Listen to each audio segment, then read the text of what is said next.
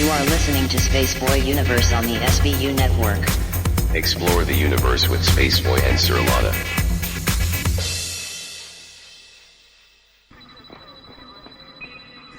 Minutes, 21 seconds. 5-second tone followed by a 1-second pause. You are listening to Spaceboy Universe. Okay, gang, let's go.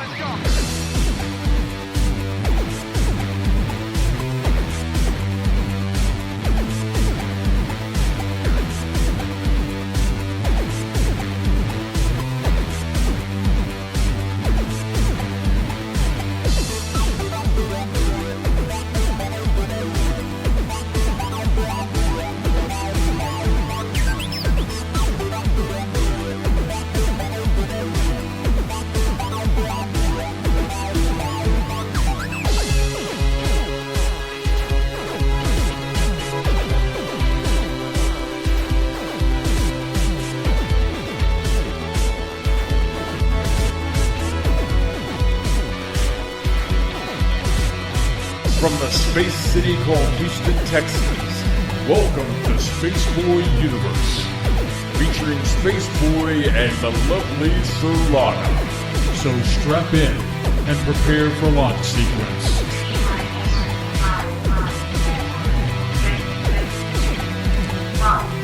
Greetings and salutations, I'm Spaceboy. I'm Surlana. And this is Spaceboy Universe. It is July 29th, 2017, and we're on show number 144, and it is...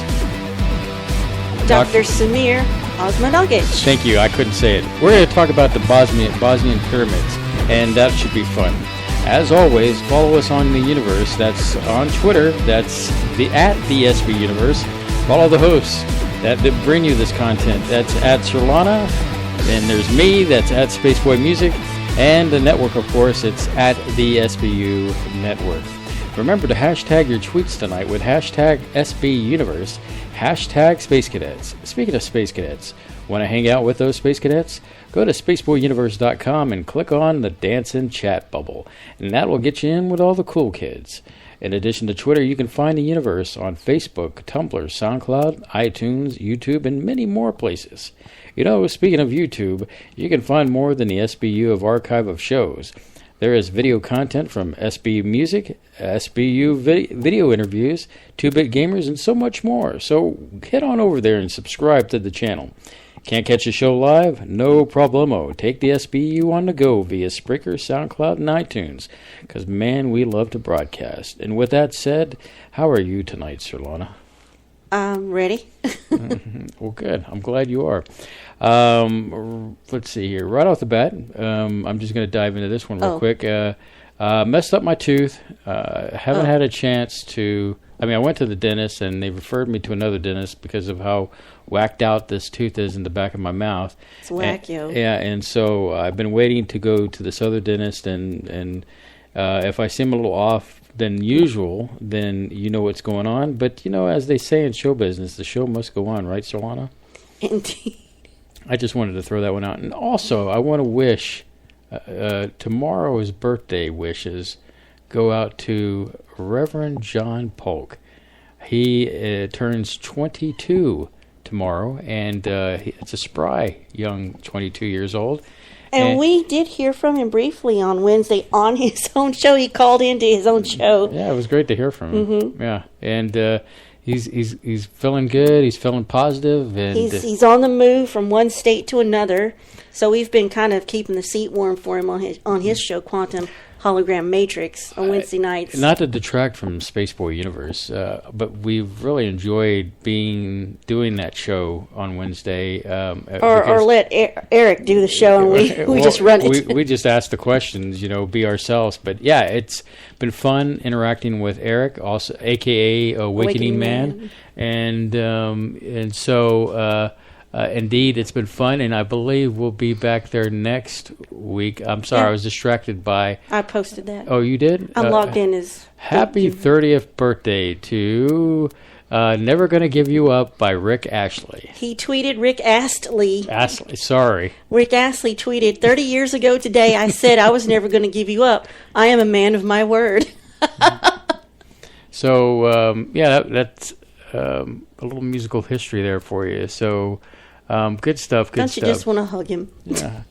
So what you got going on there over there? Well, that was the first thing I had going there. I particularly like the K28 post where he has a Snickers bar and it says Space Cadet on it.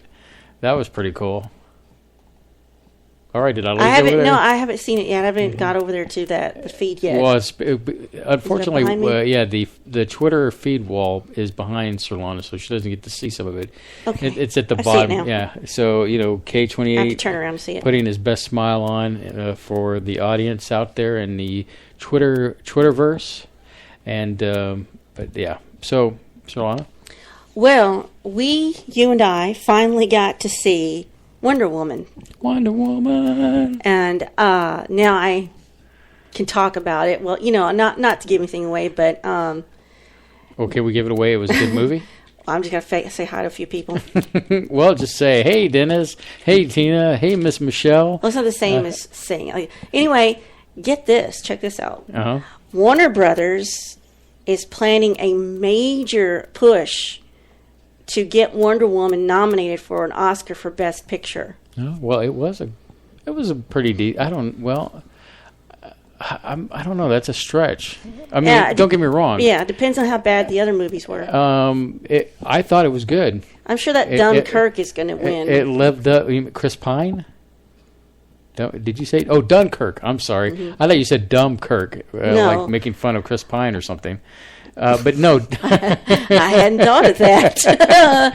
No. Well, this kind of started with Deadpool last year. Yeah. They tried to get Deadpool nominated because it did have some Golden Globe nods, Right. But they said they're never going to give Best Picture to a non-serious film that says the F word a lot, They didn't even nominate The Dark Knight, which was a good film, even though it was comic book based. Even though they gave Heath Ledger a posthumous award for the Joker, but these things will get Oscars for things like best makeup, hair, effects, the usual thing, everything, but except for acting and or best picture, movie, yeah. And but let me interject here. Dennis, you're absolutely right. He was saying spoilers allowed now because almost everybody's seen it. That's kind of like why we go to see a movie later. We waited long as we could before it left because we thought maybe there would be nobody there at the theater, but we were wrong. Everybody else there was still had the same watching idea it. we did. So but we try not to spoil anything like that. So. But overall, I enjoyed it. Well, she kicked some butt. They want the director to get something for it. And the fact is, this movie, I guess, really kind of gives her the backstory, and talks about, where she's coming from and her father and her mother and all that good stuff. And then it throws you right into, I guess, it's World War One. And then her kicking butt, and which was really good. That can't be true, Dennis. Some people have seen it 30 times. Well, maybe some people have. I was like, Star Wars was one of those movies that I saw. Let's see, how many? I saw it at least.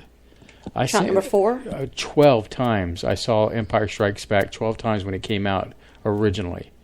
And so I could see there's people that will sit there and watch it or come back and come see it again. Like, hey, you got to see. It's kind of like speaking of movies. This movie I'm so dying to go see when it comes out next year is Ready Player One. And I keep telling you about this movie because I've seen the trailers. I downloaded I had the book from Loot Crate, and then I bought it on Kindle. And then I bought the audiobook and unabridged. Which means he didn't read the book or the Kindle. The fact is that why do you have to go there?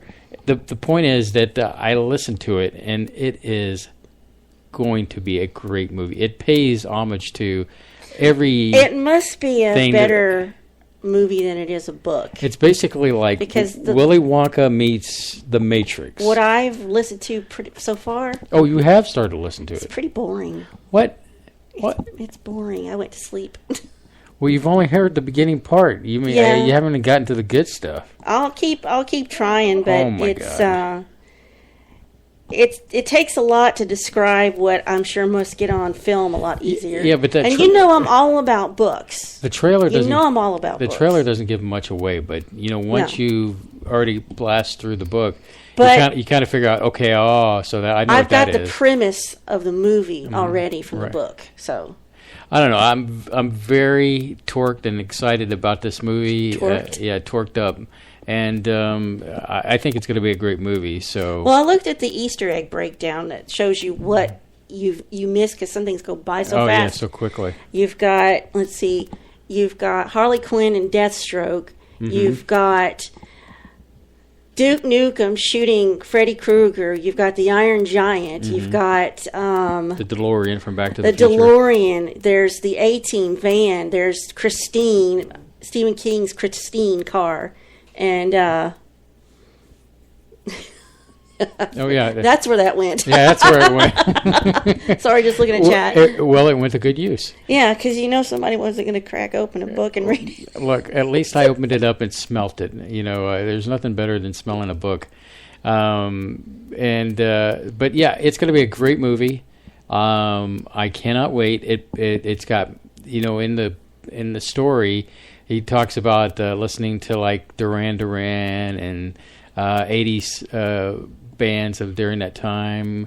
There's a lot of pop cultural references, everything from computers to video games to, it's just really cool. And, so as we get towards Ready Player One next year, I'm sure I'm going to keep talking about it in one way, fashion, or another. I'll go see it because I'm hoping it'll be a better movie than it is a book. Mm-hmm. And then I love the trailer because the music is like a ramped up version of Pure Imagination. Yeah. And so, like I said, it does feel like Willy Wonka meets The Matrix, and it's anyway. Look for Ready Player One coming soon. If you want to dive into it now, the book is out there. It's very affordable on Amazon. The Kindle book is too. And if you're into audiobooks like I do, because I drive a lot, and it's nice. You should check it out. I just don't have to pay those steep monthly fees though for that. Well, to each their own. What? What you got over there? Oh, well, hold on. Well, last week I told you that Kid Rock was going to run for Senate. Yeah. Well, this week Kid Rock admits it's a stunt. But the site I got to says, you know what, he'll probably win anyway. But so he said he created a 501c and then ran, quote unquote, ran for the Senate. But he says he hoped that triggered people into registering to vote and, built a fire for him to go vote, if for no other reason than to keep him out of the Senate. So I think he was coming from a good place. Mm-hmm. So in the meantime, he set up a nonprofit dedicated to getting people to get registered to vote. Now, that's not to say he said he had no problem in doing that, bringing some attention to himself and selling Kid Rock shirts and, promote whatever else he's got going on. But he'll use it to kind of exploit his own name and brand. But he says it's to get people to register to vote. Get out the vote, man. So I just thought I'd let y'all breathe a sigh of relief with that. But here in some bummer news, because we always got to have bummer news. We're going to be saying goodbye to two things this month, or next month, or from now on. Okay. First thing we're going to say goodbye to is Coke Zero. Coke Zero is dead. I think that's I don't believe that. Coke Zero is dead. Long live Coke Zero Sugar. Now, quoting from the site that I love so much, aside from one famous example, the Coca-Cola Company has largely operated under the if it ain't broke, don't fix it model, mostly because you don't become a brand as ubiquitous as Coke by doing new and unexpected things. So, it's announced they're going to do something different and ill-advised. Reported by a Business Insider, the company will kill off Coke Zero and replace it with Coke Zero Sugar, a new drink with a totally different recipe. And for those who aren't familiar, it's tastier than Diet Coke, has 0 calories, comes in black cans. So the CEO of Coca-Cola, James Quincy, says it's a reinvention and he's not concerned with a potential backlash or confusion. I'm wondering if they're trying to, okay, you remember when they got rid of Coca-Cola? I mean, Coke Classic, and they brought, let me backtrack. Yes, I was old enough to remember that. So 80s, and then New people Coke. went nuts. And it tasted like Pepsi. Pepsi, yes. How could they do that and we could taste it? And the reason I bring this up is because guess who else is doing the sugar thing with their low-calorie thing? Pepsi. Well, here's the thing I can tell you. If it's using aspartame currently, I don't know. It's either Diet Coke or Coke Zero, or maybe it's both. Aspartame is very, very, very bad for you in the long run. Whereas real sugar, at least real sugar is organic, and you can burn it off, theoretically, So, I mean, if you limit what you drink for, aside from the fact how acidic it is and taking the enamel off your teeth and, giving you irritable bowel syndrome, I guess sugar's better for you because at least, like I said, it's natural. It's not made up to, kill off pieces of your body. But I am a little baffled by this. This seems odd. I tell you, I just don't understand them in this process. But to be honest with you, I have been, I think I surprise you every once in a while. You notice that I've had 2 options, Coke Zero or Diet Coke, right? And I've gravitated and had the Diet Coke instead. And, it's not that I don't like Coke Zero. I just don't drink it like I used to. Start weaning yourself off it now, then. And to be honest with you, I just... Well, he said Coke Zero Sugar has yeah. been a major hit outside of the U.S., but we're very different from everyone else in the world. This is the birthplace of Coke products, so we're going to be very picky, and we don't like change when something's good that we like. So, because you and I are old enough to remember the new Coke debacle, so. I just feel like it's history repeating itself. They're going to take and change it. People are going to get mad, and then, okay, we're sorry. We'll put the formula back, that kind of thing. And I don't know. I'm not buying it. Well, here's the second thing we're going to say goodbye to. Why are you bumming me out, man? Well, this one's kind of funny. Okay. This is kind of funny, and I don't think anybody's going to care. Okay. Well, I had put on my Facebook wall that Microsoft is not going to include Windows Paint, MS Paint, in future versions of Windows operating system. But the latest headline on this is Microsoft now claims Paint isn't dead, it's just going to go live on a farm. So, it came out and that it will no longer be getting updates, and then they said, okay, now we're going to drop it for future versions of Windows. So I'm just really surprised that they couldn't have added a few more features to Paint. Well, this is what they're saying. The basic functionality of Paint will be added to a newer program, Paint 3D. So in other words, it's kind of like we're going to be discontinuing Explorer, and now it's called Edge. It's still something that just needs to die. But anyway, I kind of understand it because it's so much easier this day and age to get a hold of Photoshop. They've made it somewhat affordable by making Photoshop is very easy to get a hold of. Yeah. And then you got, what is it? They break it down in monthly payments. And what about GIMP? GIMP's still free. Yeah, free. The learning curve with GIMP, I think, might be a little hard for some people. I mean, if you know Photoshop, then, See, I started way back in the early 90s with Paint Shop Pro. And I learned the principles of Paint Shop Pro. And I think they actually made that one more for photo editing. And then in the mid-90s, I got a hold of many bootleg copies of Photoshop. I think it was 3, 4, 5, and then 6 is when I think they switched over to CC. Mm-hmm. And then now we have Creative Cloud, and I have it all legit, and I'm, got the entire Creative Cloud collection.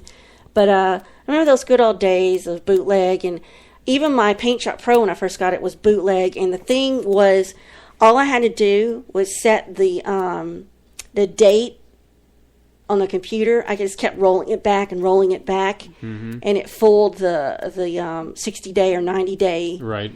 So I almost had it forever. Those were the good old days, man. Of the internet and downloading stuff. And Yeah, well, I have the cloud account too for myself, just for the simple fact I wanted to dive into Premiere and I have After to have Effects. it for Spaceboy Universe, if nothing else. I had been using SoundForge for my audio editing abilities, but then I switched to what is it? I can't believe Audition? it. Audition, exactly. And which is kind of funny because I use Audition, but I have been using the free program Audacity. And Audacity. And it's a quick, dirty, quick use of, if I want to slap something in there, just cut it, paste, bop, bop, be done with it. I use that. But if I really get into the nitty-gritty of audio, then I'm using Adobe for that. Mm-hmm. I really wish they would come out with that thing I saw from last year, Voco. No, I think it's too dangerous, and they should just keep that buried in a deep underground tunnel. It'd be so useful. Anyway, so what else you got over there? Did you hear about Facebook was working on some kind of AI and they had to shut it down? Yeah, is it because it developed its own language, and I guess that scared the pants off of them, and they got rid of It's like, no. I didn't read it. That's the headline that I saw. Right, pretty much like that. I guess they're trying to create some kind of artificial intelligence to, I guess, make posts and promote stuff, and I guess to automate that process. So I guess just like that other Microsoft product that they put out on the Tweetland that went rogue. Mm-hmm. You be careful with what you're trying to do. Yeah. Their failed teenager on Twitter that learned from people and it learned all the bad things. Became racist and just. I think it was a success because people suck. It did exactly what it was programmed to do. Yep, it sure did. Yeah, so that's and it was freaking hilarious. Yes, I think. I think that maybe they need to create an AI that trains AIs to properly interact with humans. Okay. I know it sounds bizarre, but just go with it. It's coming. It's just a matter of time before the robot uprising comes into effect.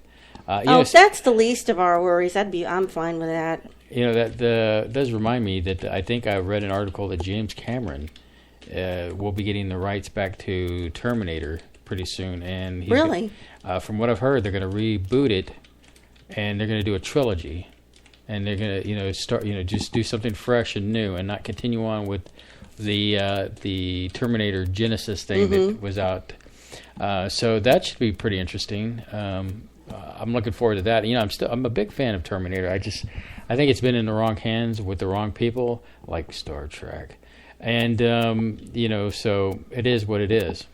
I just put on my Twitter wall. I put on there the very first image I ever created in MS Paint back when we had Windows 3.1 early 90s. So I kept it all these years. Believe it or not, it was a BMP, and then when I got Paint Shop Pro, I could convert it to a JPEG. So, la da da. And let's see.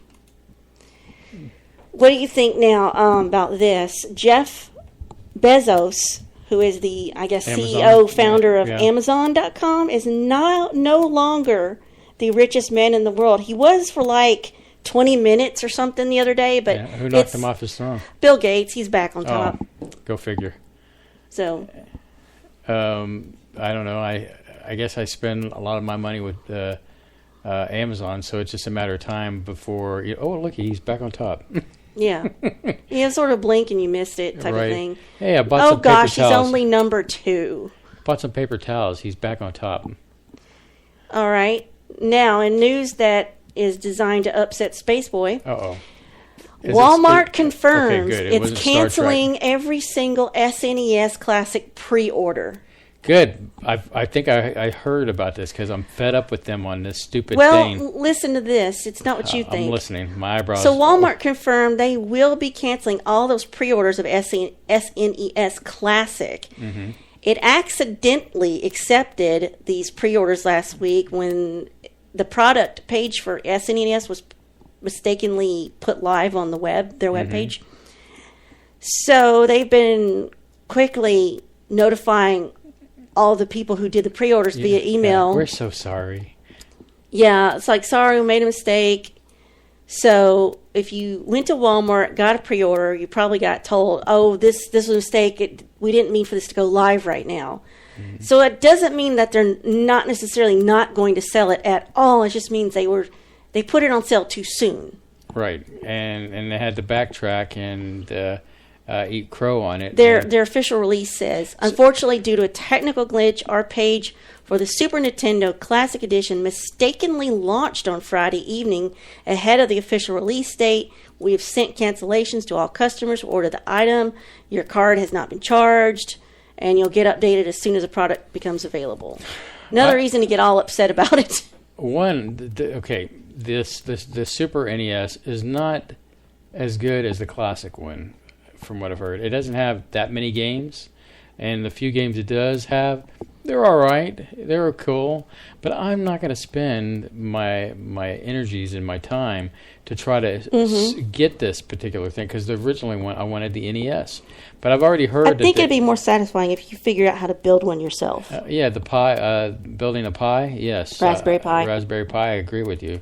So, it's just not worth the energies to try to pursue that. So I've got some choice words for Nintendo right now. I bet you too. Yeah, so, it is what it is. That's all I got. Really, that's all you got? Yeah, we're close to the wire too. I'm trying to think of anything else. I guess I should look real quick here. Don't make crazy noises.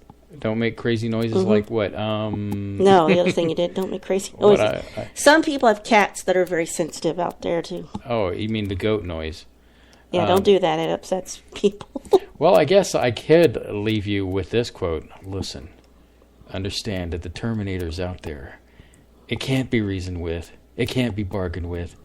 It doesn't feel pity or remorse or fear, and it absolutely won't stop, ever, until you're dead.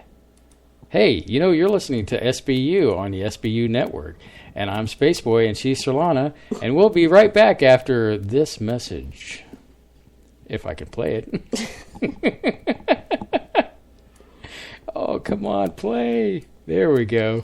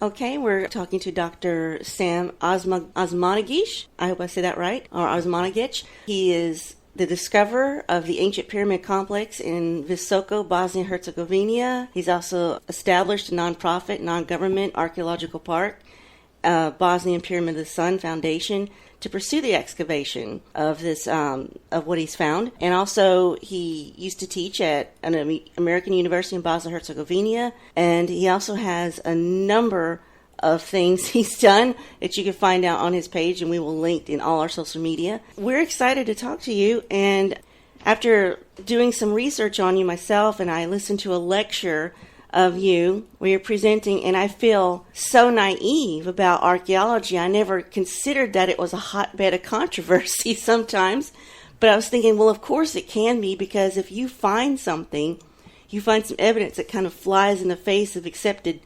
theories, then you're going to get some flack for that. So I love how you started this one lecture by talking about how it's the Bosnian Pyramids are a pseudo-archaeological claim on this Wikipedia page, in that the other experts in this field call these hills natural formations known as flatirons. And so I'm very curious as to what you still think about your detractors on this, given all the evidence you found.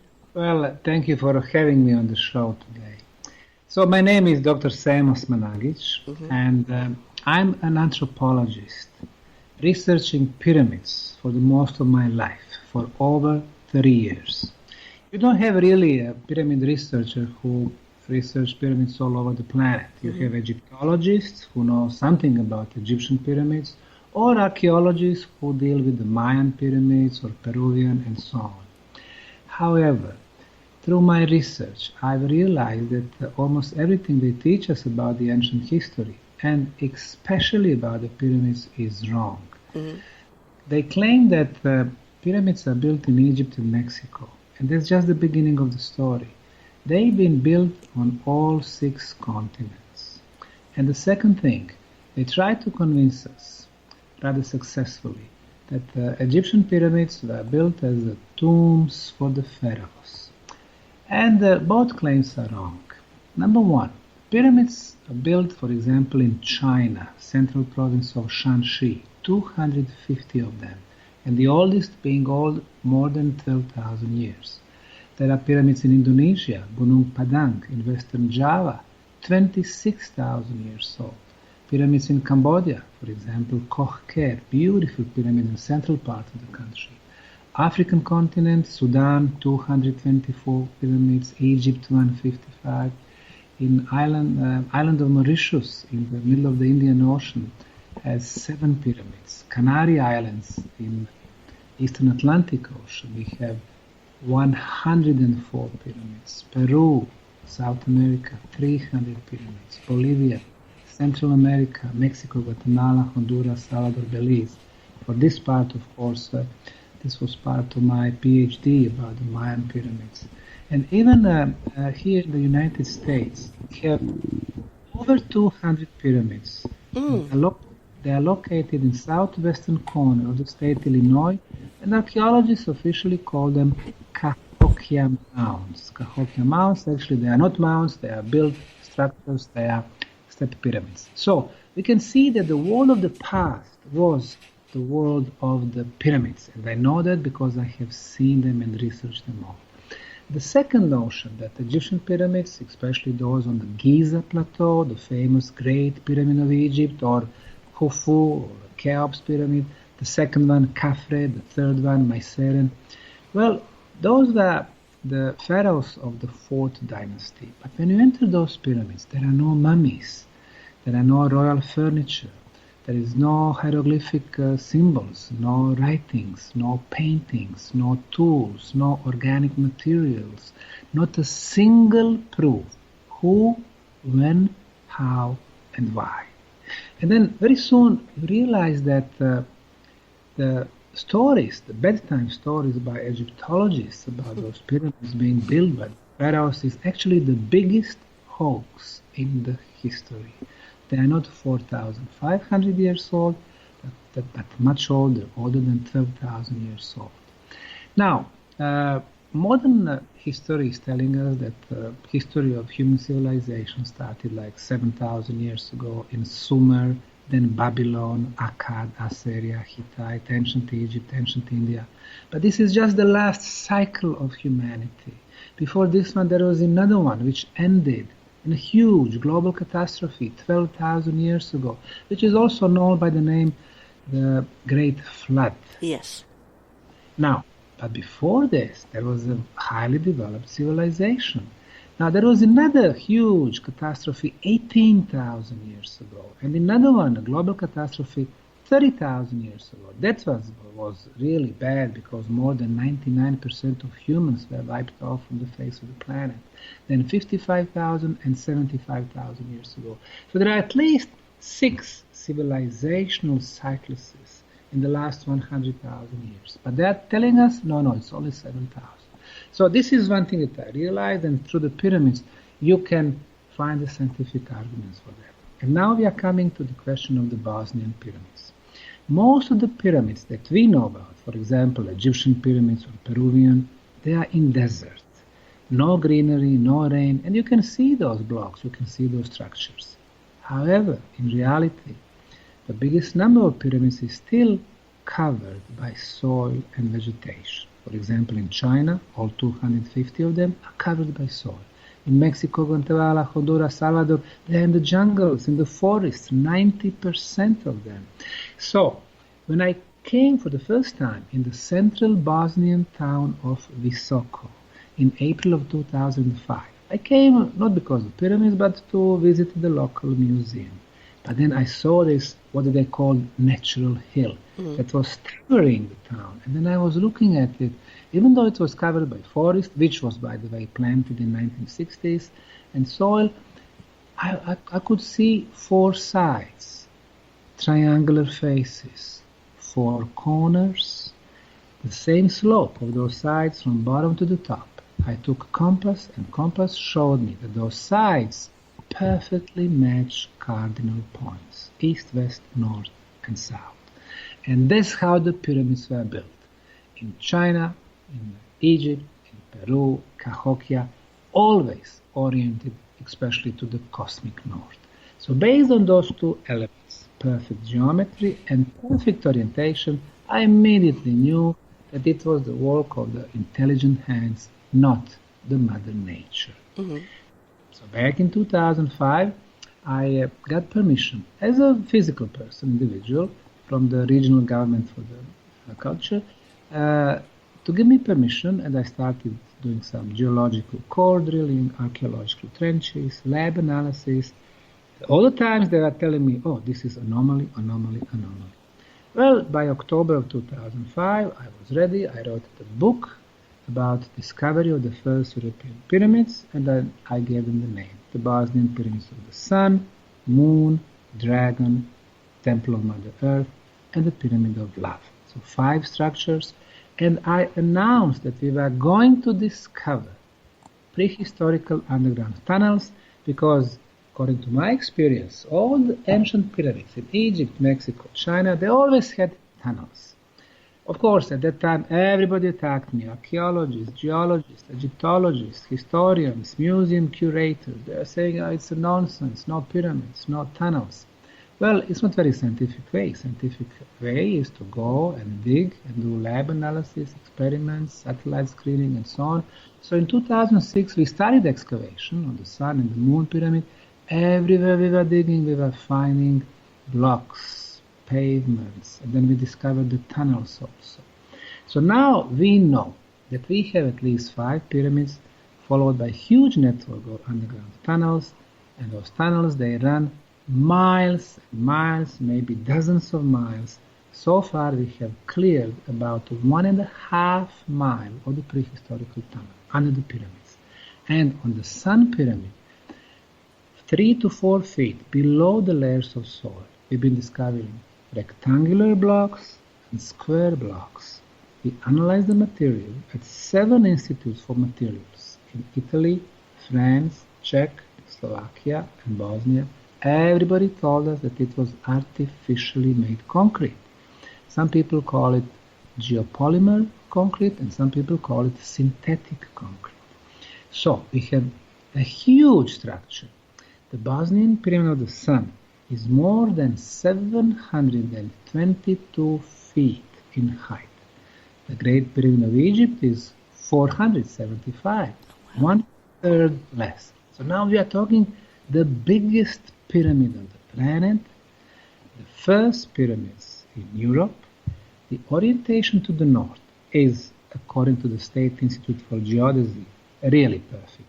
So far, the best one was by the Great Pyramid of Egypt. The northern side has an error from the cosmic north of 0 degrees and 2 minutes.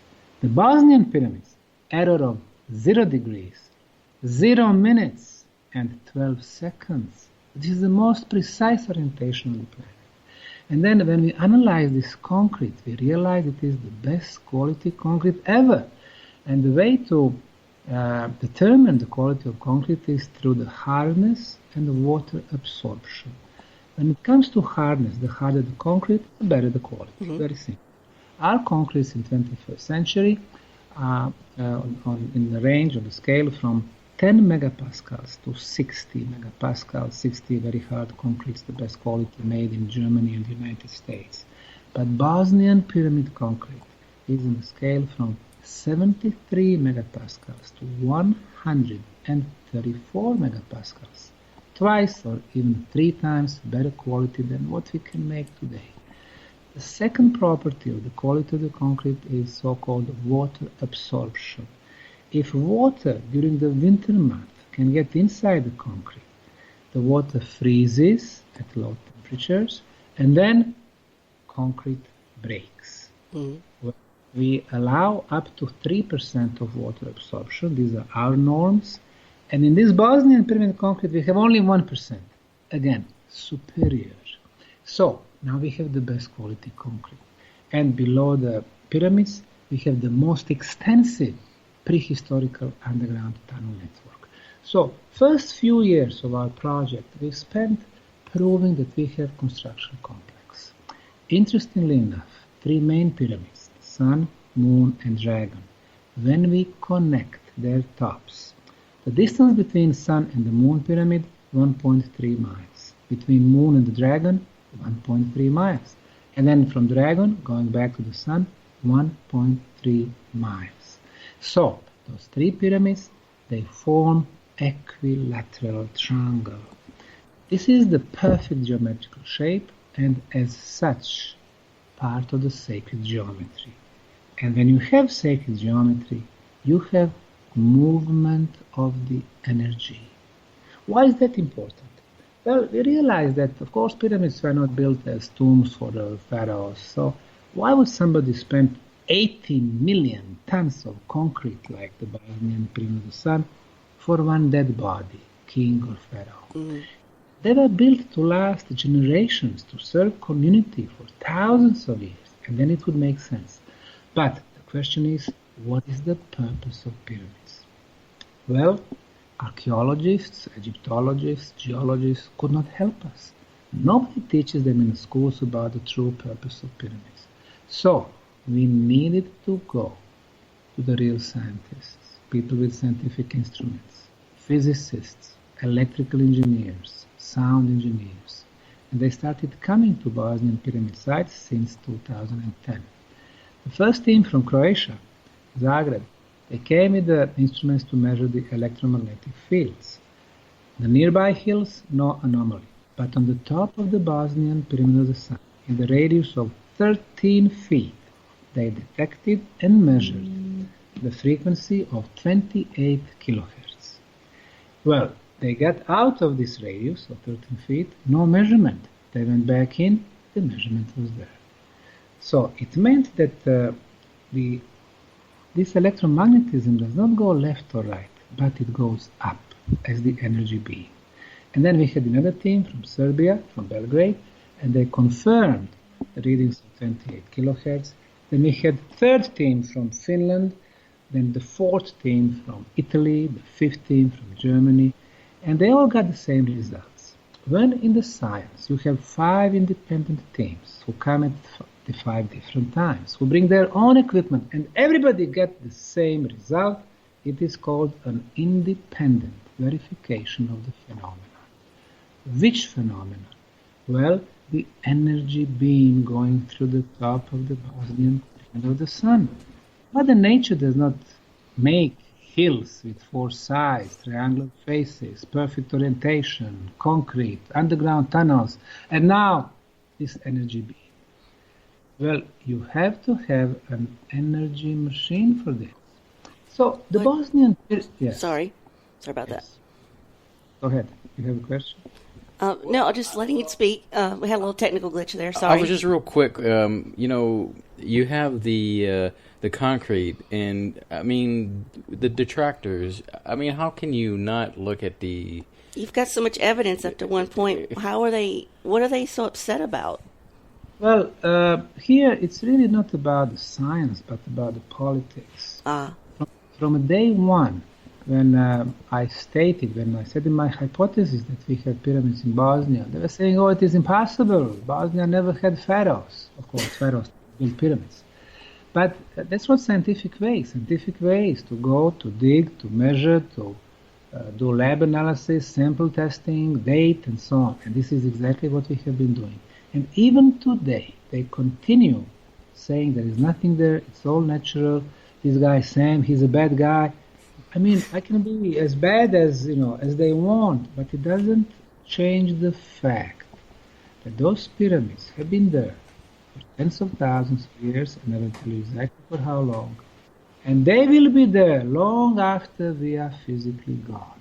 So why don't we use our short lifespan and try to figure out how they built it and why they built it and how we can use that knowledge in our society. Mm-hmm. So back to that energy beam, and I'll come to the questions. Last September 2016, we sent a drone above the Bosnian Pyramid of the Sun, about 160 feet. It was going left and right, back and forth, and up and up and up.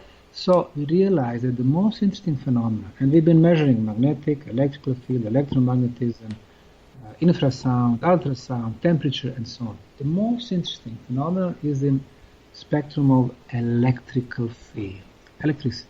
Mm-hmm. You notice that this beam really starts like 13 feet radius, but then it expands. It's going to about 66 feet, then it's coming back to 12 feet, 13 feet, then about 20, 30, 40, 50, 60 feet, and back, and so on. So for the engineers, there was no doubt this is something that is called scalar waves. Some people call it torsion fields. Some people call it standing waves. Some people call it simply Tesla's waves. Yes, I was going to say, Tesla sounds like Tesla stuff. So, yes.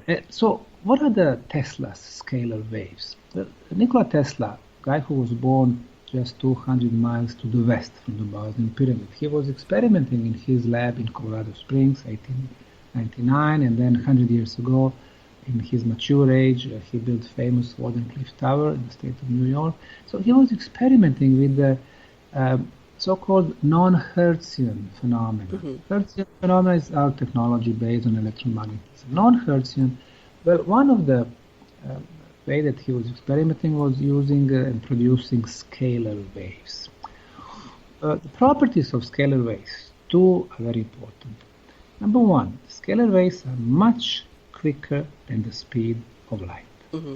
Well, they teach us in schools, and our modern physics and astronomy is based on Einstein's idea that the speed of light is the biggest speed in the universe. If you try to move quicker than the speed of light, you are going to dematerialize. Well, 182,000 miles per hour, or 300,000 kilometers per second, per second, it is the speed of light. It is very big speed from our planetary perspective. But if you want to send a signal from our planet to the sun, it takes 7.5 minutes for the light to travel. If you want to send it to the middle of our galaxy, Milky Way, it's 40,000 years. If you are sending it to the center of the universe, it's 5 billion years. So from that aspect, the speed of light is quite slow.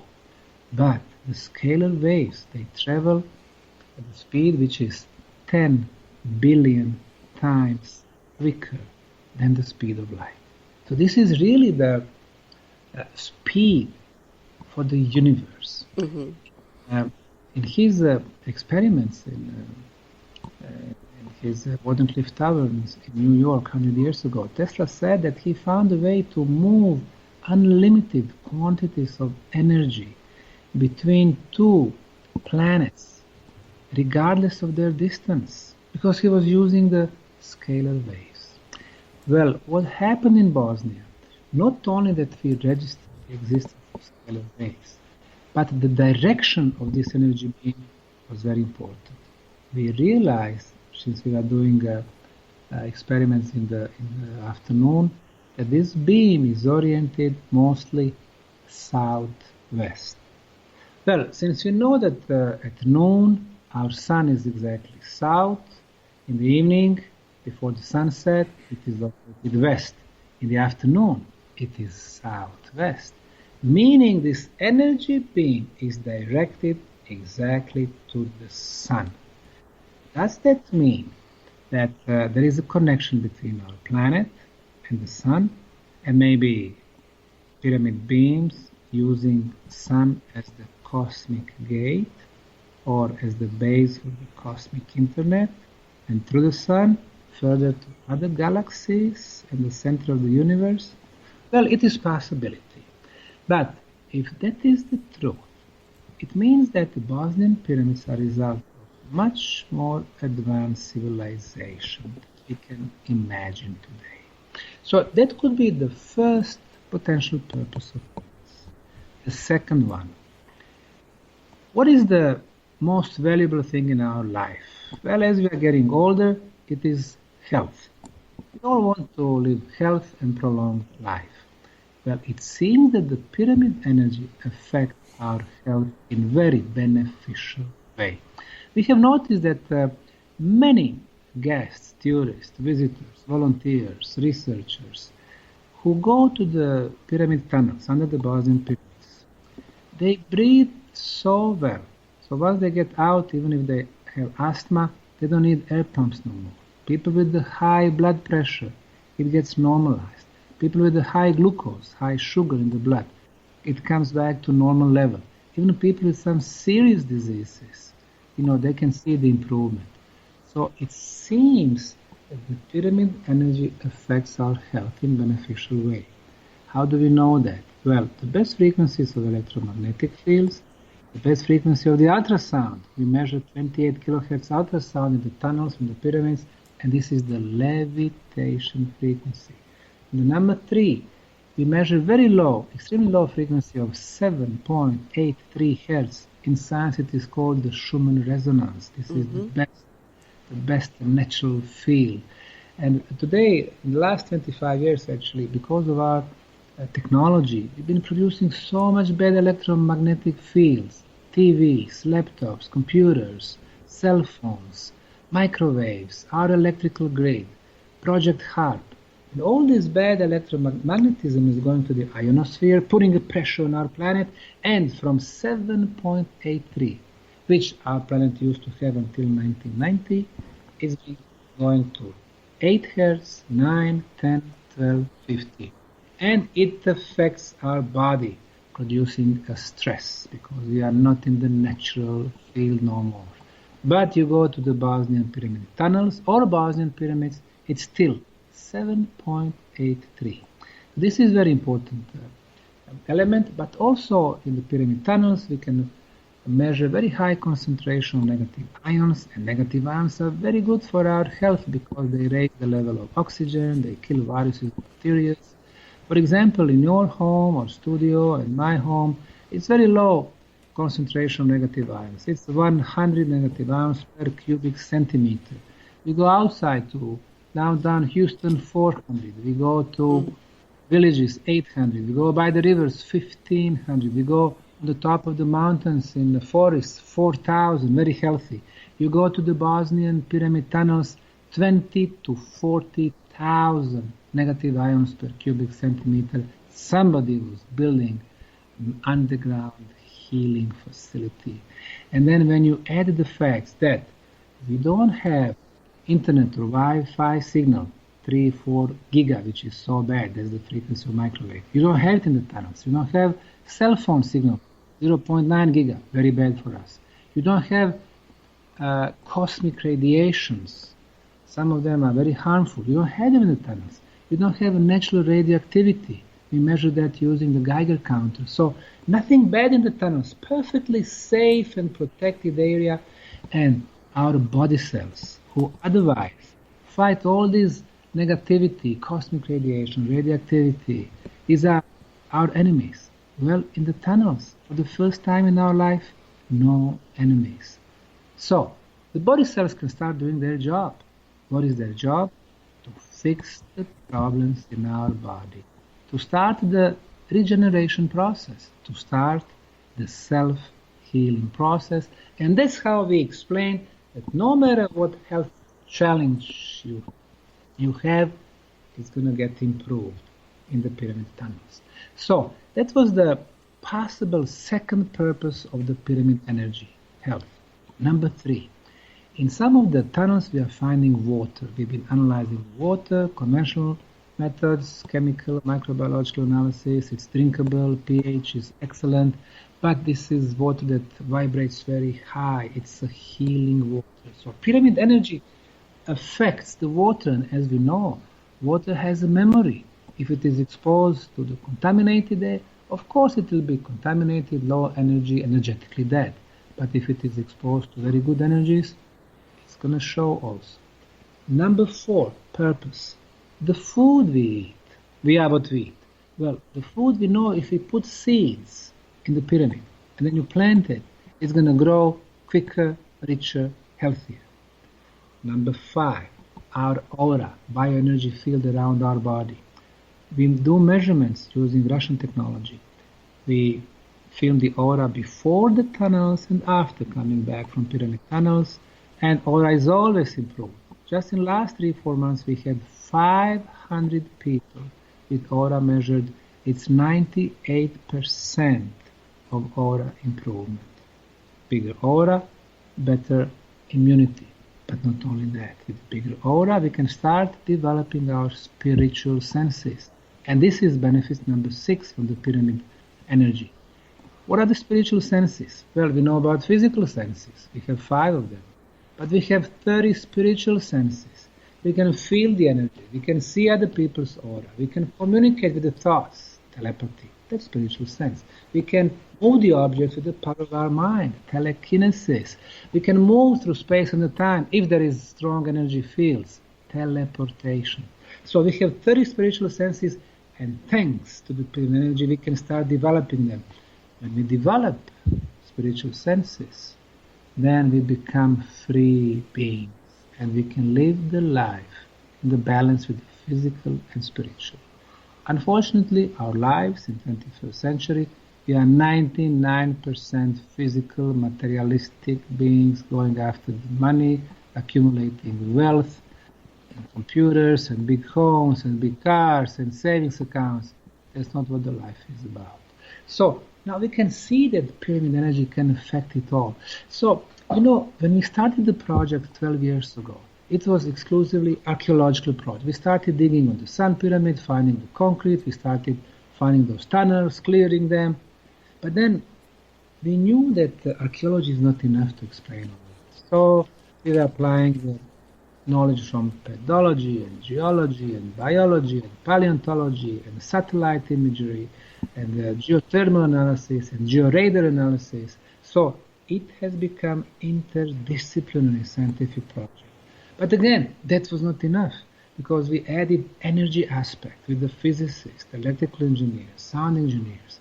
And then it was not enough, the third one, because this energy affects our body, physical, mental, spiritual. So we are going to spirituality. And again, it was not enough because of all these testimonies, and then later on our medical studies, self-healing aspect. So at least 5 different aspects is what this project is bringing. And I think this project is going to change the world of archaeology forever because of our approach. That's one thing.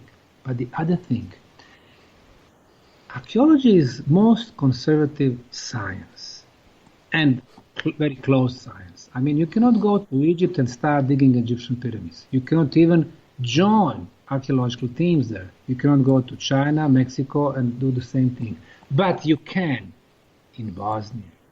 So, every year we have volunteers coming from all over the world, professionals and non-professionals alike. June, July, August, September, people come, they are part of digging, they are part of discovering, they are discovering organic materials and artifacts and concrete blocks and new tunnels. So 10, 20 years from now they can say, hey, I was there in the beginning when they needed us. So much enthusiasm. Our non-profit foundation that I established back in 2005 under the name Archaeological Park Bosnian Pyramids of the Sun Foundation does not receive a penny from local government, from regional government, from federal government, from state government. We have so much bureaucracy, so they need a lot of money for themselves. So that's fine. We finance ourselves either through the tourism or through the enthusiasm. Starting with myself. I have my business in Houston for the last 12 years. I've been financing the project and my, promotions and the books about the pyramids through my business. And so the enthusiasts were coming so far from 62 countries and 6 continents. Wow. More than 2,600 volunteers. So never in the world of archaeology such enthusiasm. But on the other hand, the forces of dark never sleep. They've been trying, to stop the project from day one. First, back in 2006, 23 leading Bosnian archaeologists, geologists, historians signed a petition to the government to stop the project. The Bosnian Prime Minister came to the site, he saw those big blocks, concrete blocks. He said, well, this is man-made concrete. He saw a lot of tourists. He said, this is good for the economy. Mr. Osmanagich, keep digging and don't worry about jealous scientists. And then when they went, the local archaeologists, to European Archaeological Association. Dr. Anthony Harding, at the time, the president of the European Archaeological Association from London, he started writing against us. He organized second petition signed by leading French, German, British and American archaeologists, anthropologists, geologists. They are telling Bosnian government, there are no pyramids in Bosnia. We don't know what we are doing. We don't have experts. We are damaging existing sites. And all of that without a single proof. They thought when we see their names, big titles and positions that we're going to get scared and run away. It has not happened. We stay there. And even though first couple of years we did have support from the government from different levels, later on, government, started being neutral. We remained there without, government money, without money from many budgets. We remained there because this project is too important for the whole world. And I can tell you one thing, it has become the most open project on the planet. If, for example, you go to the Giza Plateau, besides those 3 magnificent pyramids, there is a Sphinx. Now, Sphinx, you go there, you can see the wooden pallets in the front and in the back. And we know that from 1999 until 2007, Egyptians were digging under the Sphinx. They wanted to find famous Hall of Records or the library from the Atlantean times, over 12,000 years ago. Well, they've been doing that secretly for years. And 4 years ago, when I went there, I spoke to the Giza director and I asked him, what did you find so far? He answered me, it is strictly confidential. I said, why is it confidential? This is the knowledge that belongs to all of us. This is the cultural heritage of the planet. And that's why I said in Bosnia, there will be no secrets, no elites, no selective information. And that's why we keep this project the most open on the planet. Anybody can come, not only to work with us. If they are skeptics, if they doubt, they can come, they can work by us. Or we can give them the samples, or they can find the samples, organic material, concrete, ceramic blocks in the tunnels, whatever they want. They do analysis, and that's fine with us. And I must tell you, if you try to do the same thing in Egypt, China, Mexico, of course, you won't get that opportunity. But we give them the opportunity here in Bosnia with only one condition. Share your results with us so we can share it with the world. It's a different concept, not only in archaeology, but in the science altogether. Yeah, and it just amazes me that I can imagine that the idea of knowledge is power, and why many of these people would hold back is to retain the power and, I guess, exert control over people. I love the fact that you're open about everything that you're doing at the site, and it amazes me. I guess when you do that, you definitely get many people that want to be a part of something so monolithic that changes history or rewrites history. And so that's very fascinating. Exactly right. Now, this summer, June, July, we have had so far 4 volunteer shifts, 4 waves of volunteers. And the last one, which finished just yesterday, it was 42 of them coming from Argentina, Australia, US, Germany, Switzerland, Slovakia, Hungary, Croatia, Turkey, Holland. I mean, it's beautiful to see all these people. Young people or young at their hearts. They are coming from 8 years old with their parents to 84 years old, followed by their kids. Wow. That's pretty amazing. Yes. It's beautiful to see how these people work, how they want to be part of the history. And you are right about the knowledge, that knowledge is power. I mean, those who control the past control the present and the future.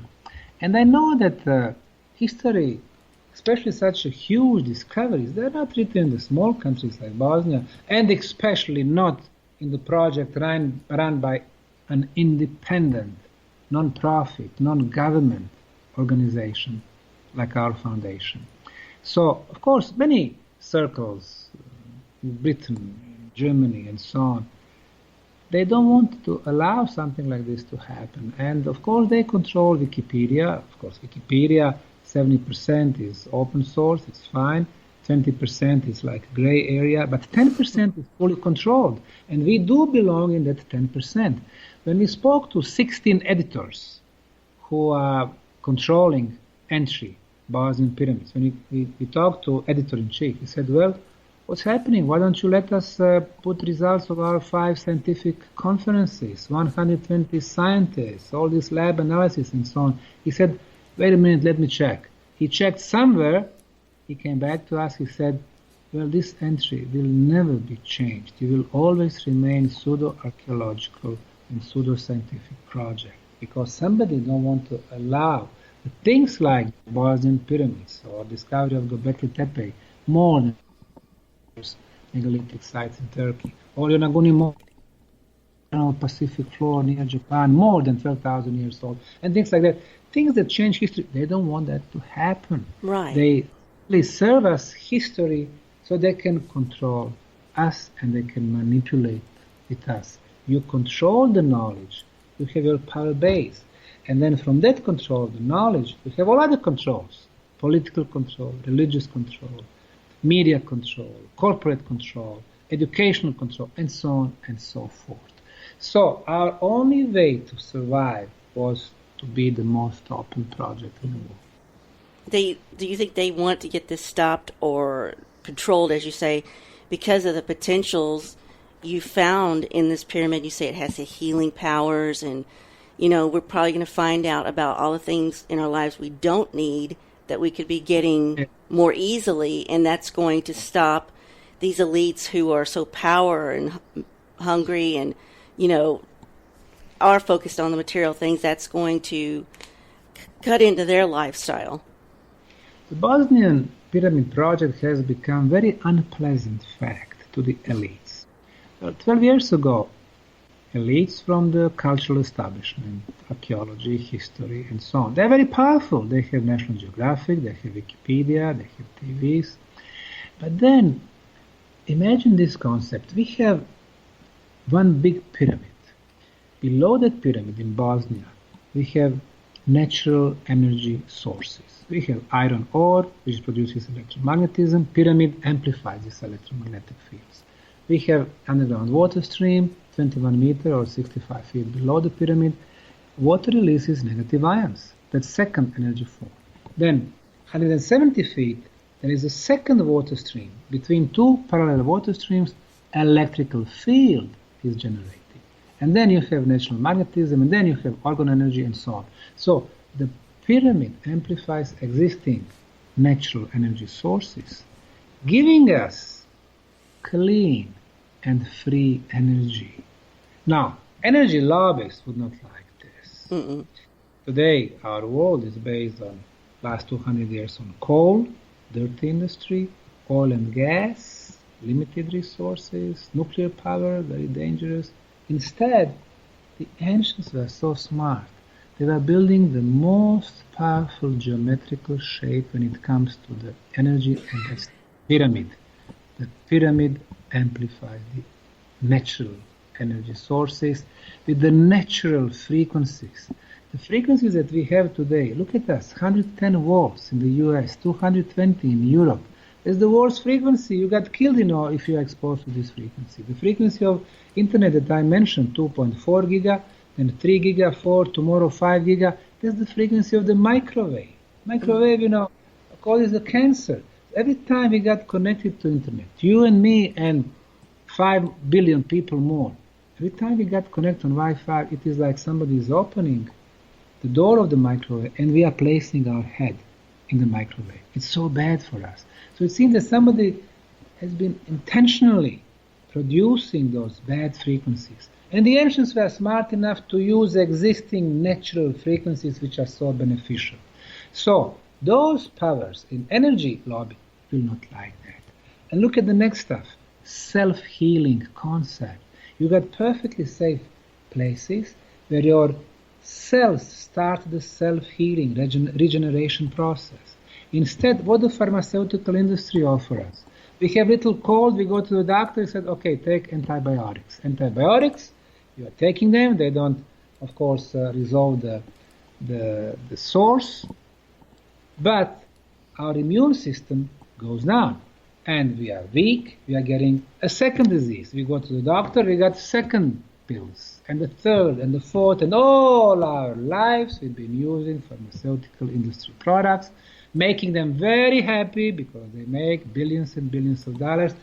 Instead, we have an opportunity for self-healing or for the prevention with the pyramid energy. And then finally, the scalar waves, energy beam going through the top of the pyramid, interplanetary communication. Well, NASA and intelligence agencies will not like that. They would like to, of course, get hold of it. They would like to control that. So even though 12 years ago we were exposed to very fierce attacks from cultural establishment, today, after so many scientific arguments, discoveries, confirmation, it doesn't mean we're going to have an easier ride, because we won't. It will be tougher and tougher because lobbyists feel that they're going to be losing their ground under their feet. They will try to stop this project. So our only way to survive is to stay the most open project on the planet. So every opportunity, including through media, including through today's conversation, I use to tell, hey, this is the truth.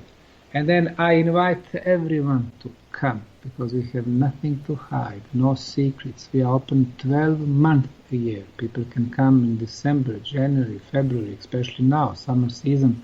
Today we've had people from so many countries and so many continents. I've been personally greeting them today. So that's the only way to work, and that's the only way to fight, being so open, with the smile and with the love. And by the way, I named one of the pyramids Pyramid of the Love. Archaeologists have been attacking me for different reasons. One of them is, why did you give this pyramid such a romantic name? Well, the truth of the matter is that there are no pyramids of love in the world except here in Bosnia. But they don't realize that words are very powerful. And the most powerful word is the word love. When you assign such a name to one huge structure, the idea is that love colors the Bosnian Valley of the Pyramids, and this is the type of the messages we want to send out to the world. That is definitely pretty strong. I know that you've also named, I guess, one of the pyramids, the Pyramid of the Dragon. I found that interesting. Surlana, you look like you were about to ask a question. Yeah, I was wondering, does any of the discoveries you've made there, can that give us any insights to why there are so many pyramids across the globe? I mean, are they all there for the same purpose, or do we even know? Now, the pyramids have been built in different time periods. For example, in Cambodia, it was 1,000 years ago. It's rather recent, Koh-Ker Pyramid. Egyptians, over 12,000. Bosnians, oh yeah, we never discussed that. The age of Bosnian pyramids.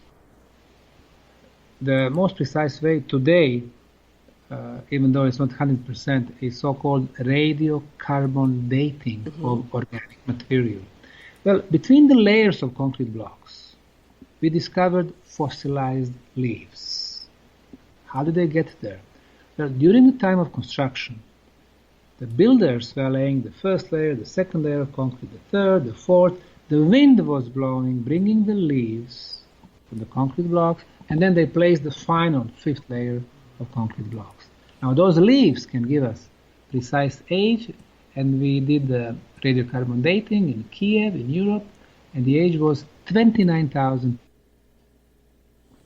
plus minus 400 years. So we go back for 3,000 years. So now we can see that we have pyramids from different time periods. But if they are built as per certain criteria, shape of the pyramid, perfect orientation, above underground energy sources, and stuff like that, if they produce energy beams, well, they become energy machines. And when you have a network of energy machines, then you can influence not only people, but the whole society and even our planet. Our Russian colleagues, especially Dr. Alexander Golod from Moscow, was experimenting with his pyramid near Moscow, and he noticed that this energy beam can actually repair the hole in the ozone layer. And you know that on some places on the planet, the ozone layer is not compact as it used to be. So the pyramid energy can affect it in a beneficial way. The next thing, if you have area with the big volcanoes, if you make several pyramids around the volcano, instead of one huge volcanic eruptions, you're going to get a series of smaller ones, so you won't get a global catastrophe. Or if you have area with a lot of earthquakes, you build the pyramids there, instead of one catastrophic earthquake, you're going to get a series of the smaller ones. So they diminish potential natural disasters. So now imagine if you have a network of pyramids around the planet. They form protective shield around our planet. And not only that, when Dr. Golod in Russia, when he placed about 5 tons of kitchen salts in his pyramid, and then he distributed it to Russian nearby prison. So the prisoners were using this kitchen salt during breakfast and lunch and dinner, and in 3 months, when he went back, he was talking to the department chiefs there, he was asking them if they noticed any changes in the prisoners. They said, you know what? It is like we have brand new prisoners. The violent level was reduced to 0%. I mean, it's a prison, 6,000 people, you always have some of them playing with knives, killing each other. Nothing. It was 0. And guess what? After the second year, the government did not renew the contract. It is like the government wants us to be violent, kill each other. They want to, encourage all this negative energy. So it was bad. But to answer your question, yes, the pyramid can affect societies, they can affect surrounding areas. So I believe that if they were built properly, their purpose as the energy machine was such that they would serve communities, not for one dead body, but for the communities, and they were there to last forever. Well, that's interesting. So, and it also kind of sounds a little bit like magic, but so you say the key is to find, for these civilizations, to find a natural energy source and build, I guess, on top of it to, I guess, sort of amplify and focus it. So how did these civilizations discover the energy in order to build there? Do we know that? Well, obviously they knew our planet better than we do. I mean, they knew exactly what was, 1,000 feet or 10,000 feet below the ground. They knew which frequencies to use. They knew the power of geometry. They knew the power of elements of sacred geometry like number pi, 3.14, golden mean, 1.618. They were, using those elements in the pyramid building. They were using, like in Bosnia, equilateral triangles, the perfect triangles. They knew about the energy movement. So they are simply ahead of us at using what was available in the nature. In our case, everything we do it in artificial way. We want to build concrete blocks, we use cement, artificial binder. Ancients in Bosnia, they were using clay, which is excellent binder. They would melt clay, and they were getting better quality concrete than what we can make today. So, our problem is that we are programmed in our schools to think that until 5 or 8 or 10,000 years ago, we were primitive cavemen. And then through the slow process of evolution, today in 21st century, we are the most advanced, the most intelligent, and the most beautiful beings ever on the face of this planet, and we are making big mistakes. That mistakes last time was made 12,000 years ago when people almost disappeared. Those who survived big catastrophes, flood, earthquakes, volcanic eruptions, less than 1% of humanity. Those who were hidden in underground tunnels, in natural caves on top of the mountains, they came to the surface 10, 11,000 years ago. Their world was destroyed. They had to start from the beginning. That was the beginning of the Neolithic times, the primitive man. But they followed what was much more advanced civilization. So one day when our civilization is gone, and it will happen rather soon, within a couple of 100 years, those who survive, probably 1%, they will think that they are the first one and the most intelligent and the most beautiful. And they will be making the same mistake like we do. Well, it does seem like it's like a cycle of this planet where you've had previous civilizations and then all of a sudden a great calamity happens and but you kind of wonder, like in our time period, why the cover-up of ancient civilizations. I mean, I guess it goes back to holding back the knowledge and having the power. I guess in this situation it frustrates me because we could be expanding our minds and learning way beyond, especially with the technology of these pyramids, of making our world a better place. That's true, and then we can see that if we apply two principles that we use here in Bosnia. First one is opportunity to get a free energy. That would be the first pillar of free society. And then the second one, the free flow of knowledge. That should be the second pillar of the free society. And based on those two pillars, we would have society of free women and free men. And it seems that elites are fearing exactly that. Because they base their existence on, them being elite having a monopoly on knowledge and all other monopols.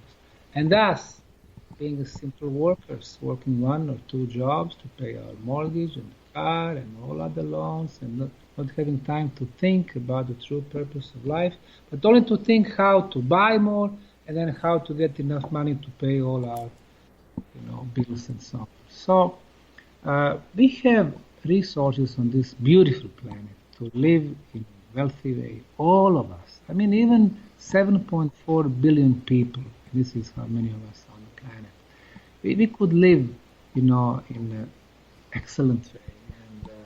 And this planet can sustain probably 40 billion people. But because of the way we are organized, less than 1% having almost everything, and 99% living, either below the poverty or being so stressful, living, day-to-day lives, it's very unfortunate. It's very unfortunate what our species are doing to each other. Well, that's so true. So, do you believe, in your total experience up to this point, that science and spirituality can coexist? It has to. That's the only way to move forward. When we look at the physical scientists, when they come to the wall, they don't have creativity. They don't have hints from spiritual realm to move on. When you look at the spirituality on the other way, we have people who call themselves spiritual scientists, but they don't apply scientific methodology. There is no way to verify what they are saying. People, saying, okay, we can read the Akashic records, we can tell you the past, we can tell you the previous lives, we can tell you this, that. They tell you something. Some people saying, okay, we can channel Archangel Michael, we can channel people from Sirius, from Orion, from here, from there. How do we verify that? But we need to combine the two, science and spirituality. And that would be the future. If scientists are getting hints from spirituality, they can move on. And in our particular case in Boston, 2010, I was talking to 6 Akashic record readers in Houston. They were giving some info. I was asking them about the Bosnian Pyramid of the Sun. They were telling me that there is an energy beam going to the top of the pyramid, up and down. Few months later, when we did apply the scientific methodology, brought physicists, engineers, and so on, we did establish the fact that we have those energy beams. So they were, for me, they were like a hint.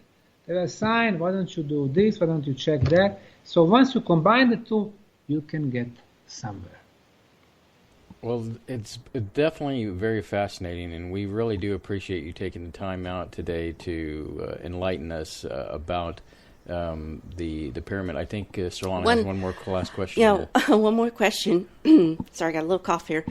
Do you believe we'll ever know everything there is to know about our human history, our past? Yes, we will. We just need to unblock our abilities.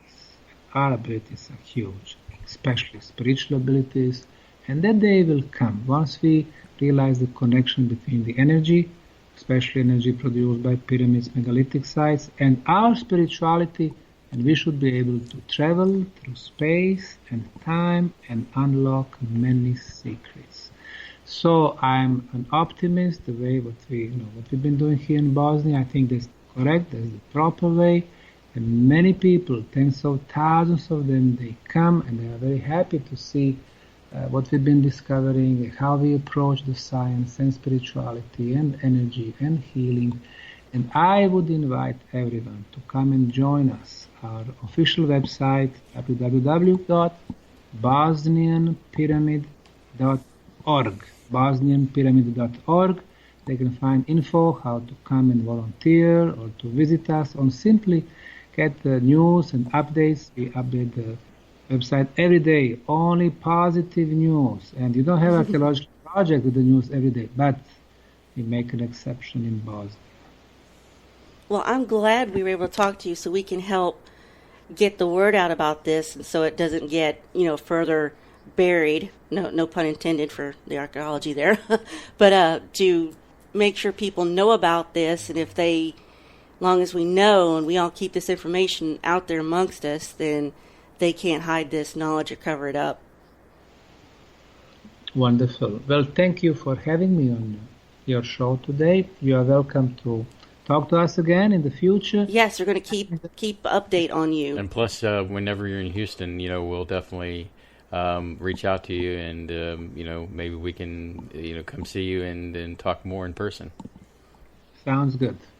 Well, thank you, Doctor, for blessing us with your time today, and we look forward to talking to you in the future. Thank you very much. Bye-bye. Thank you. Bye-bye. You are listening to Spaceboy Universe on the SBU network. Explore the universe with Spaceboy and Surlana.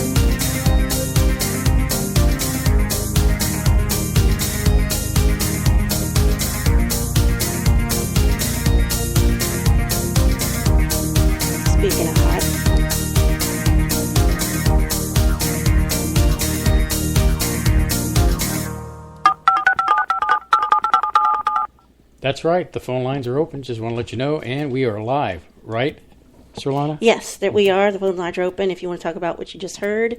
We're taking calls now. Like, for example, speaking of hot, which was live. Anyway, so... yes, that was a pre-recorded interview because it's a 7-hour difference between here and Bosnia, and that was the time he had available last Saturday morning at... Was it 10 a.m. our time? Something like that. On a Saturday morning, yeah. and I had to get up out of bed. So, What you don't know is that I had to edit the beginning because Surlana was still waking up, and there was these long pauses. I was not on my A game because I was like, but still worth it. Still glad we were able to bring this to you. We let him go to town. And he's given lectures, I guess, since 2005 on this subject, so he knows what he has to say, how he needs to say it, and he didn't leave a lot of room for questions, but we were able to get some things in there, and I was proud of myself for asking him that question at the end, like, do you think we'll ever learn everything there is to know about our own history? And he says yes, so I thought that was a positive outlook. So one of the things that people brought up in chat was, why are these pyramids so powerful? Why are they changing the shape of the field around them, going from horizontal to vertical? They don't randomly place these pyramids by chance. It's not just to do with star alignment. They pick these spots for natural energy that's coming up out of the ground, like if you've got a strong iron ore deposit, or I don't know if it's crystal, or something beneath the ground that's naturally giving off energy. And I don't know how they find this energy back in the day. Somehow they're able to find it, and then they'll orient it toward certain constellations. But for some reason, it's like magic. From what he describes, it focuses natural energy coming from the earth. And what struck me really hard was that he said, I'm looking at my actual notes I wrote, that the earth naturally gives off 7.83 hertz naturally. And let me see, I'm thinking we may have a call, but we have a call. Is that right? Yes, go ahead and take the call. Okay, caller, are you there? Hello. Hey, Bev. Hi, Bev. Hi. How are you doing? That was interesting.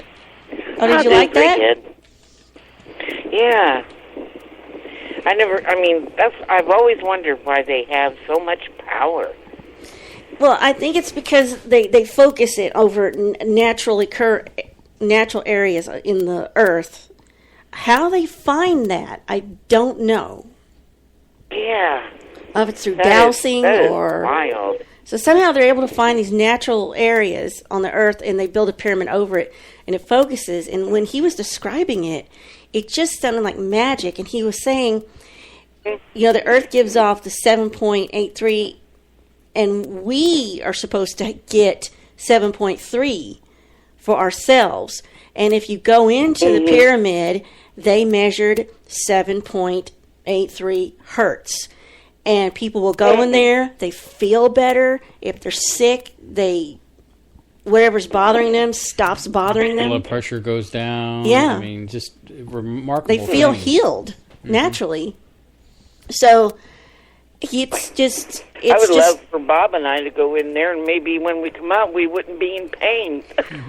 Well, you'd probably have to go in there and volunteer some time to do it, but yeah, he's very inspirational. It makes you want to go over there and help out, but I'm really not the best person to do that. But he said it's going to be the most open archaeological project ever. He said no information will be hidden from anybody. They will not hold anything back. But I had to wonder, okay, if there's pyramids all over the face of the earth, and they're ancient, how did they get there? How did everybody know to do this exact same thing? So, how do they know to naturally find these places, build a pyramid, and do that? And I always wondered, because they didn't have technology to lift the rocks, and that, and how would they build them so high? That's the other thing is, when he was saying about the concrete that this was built with, and they had it tested. This is ancient concrete, and it is of a better quality than what we can make now, and it has less water absorption than the concrete we can make now with all our fancy machines. So that also blows my mind. You know, I'm a daughter of a civil engineer, so I kind of do understand all that. So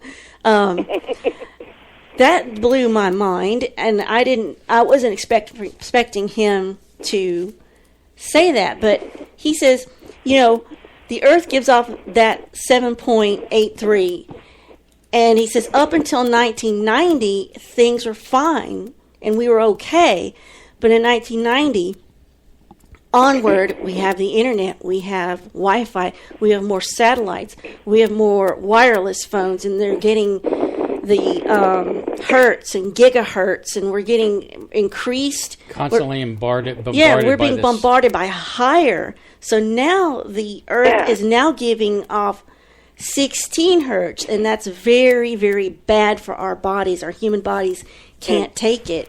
And that's probably why the majority of us are all running around all bummed out and depressed all the time, or anxious or upset or angry, because we're constantly being hit from waves that we're manufacturing. And, you know, it's our own dang fault. So when you go to these pyramids, everything goes back down to where it's supposed to, and it's tapping in, I think, did he say it's tapping into the Schumann resonance? Mm-hmm. And where did we first learn about that?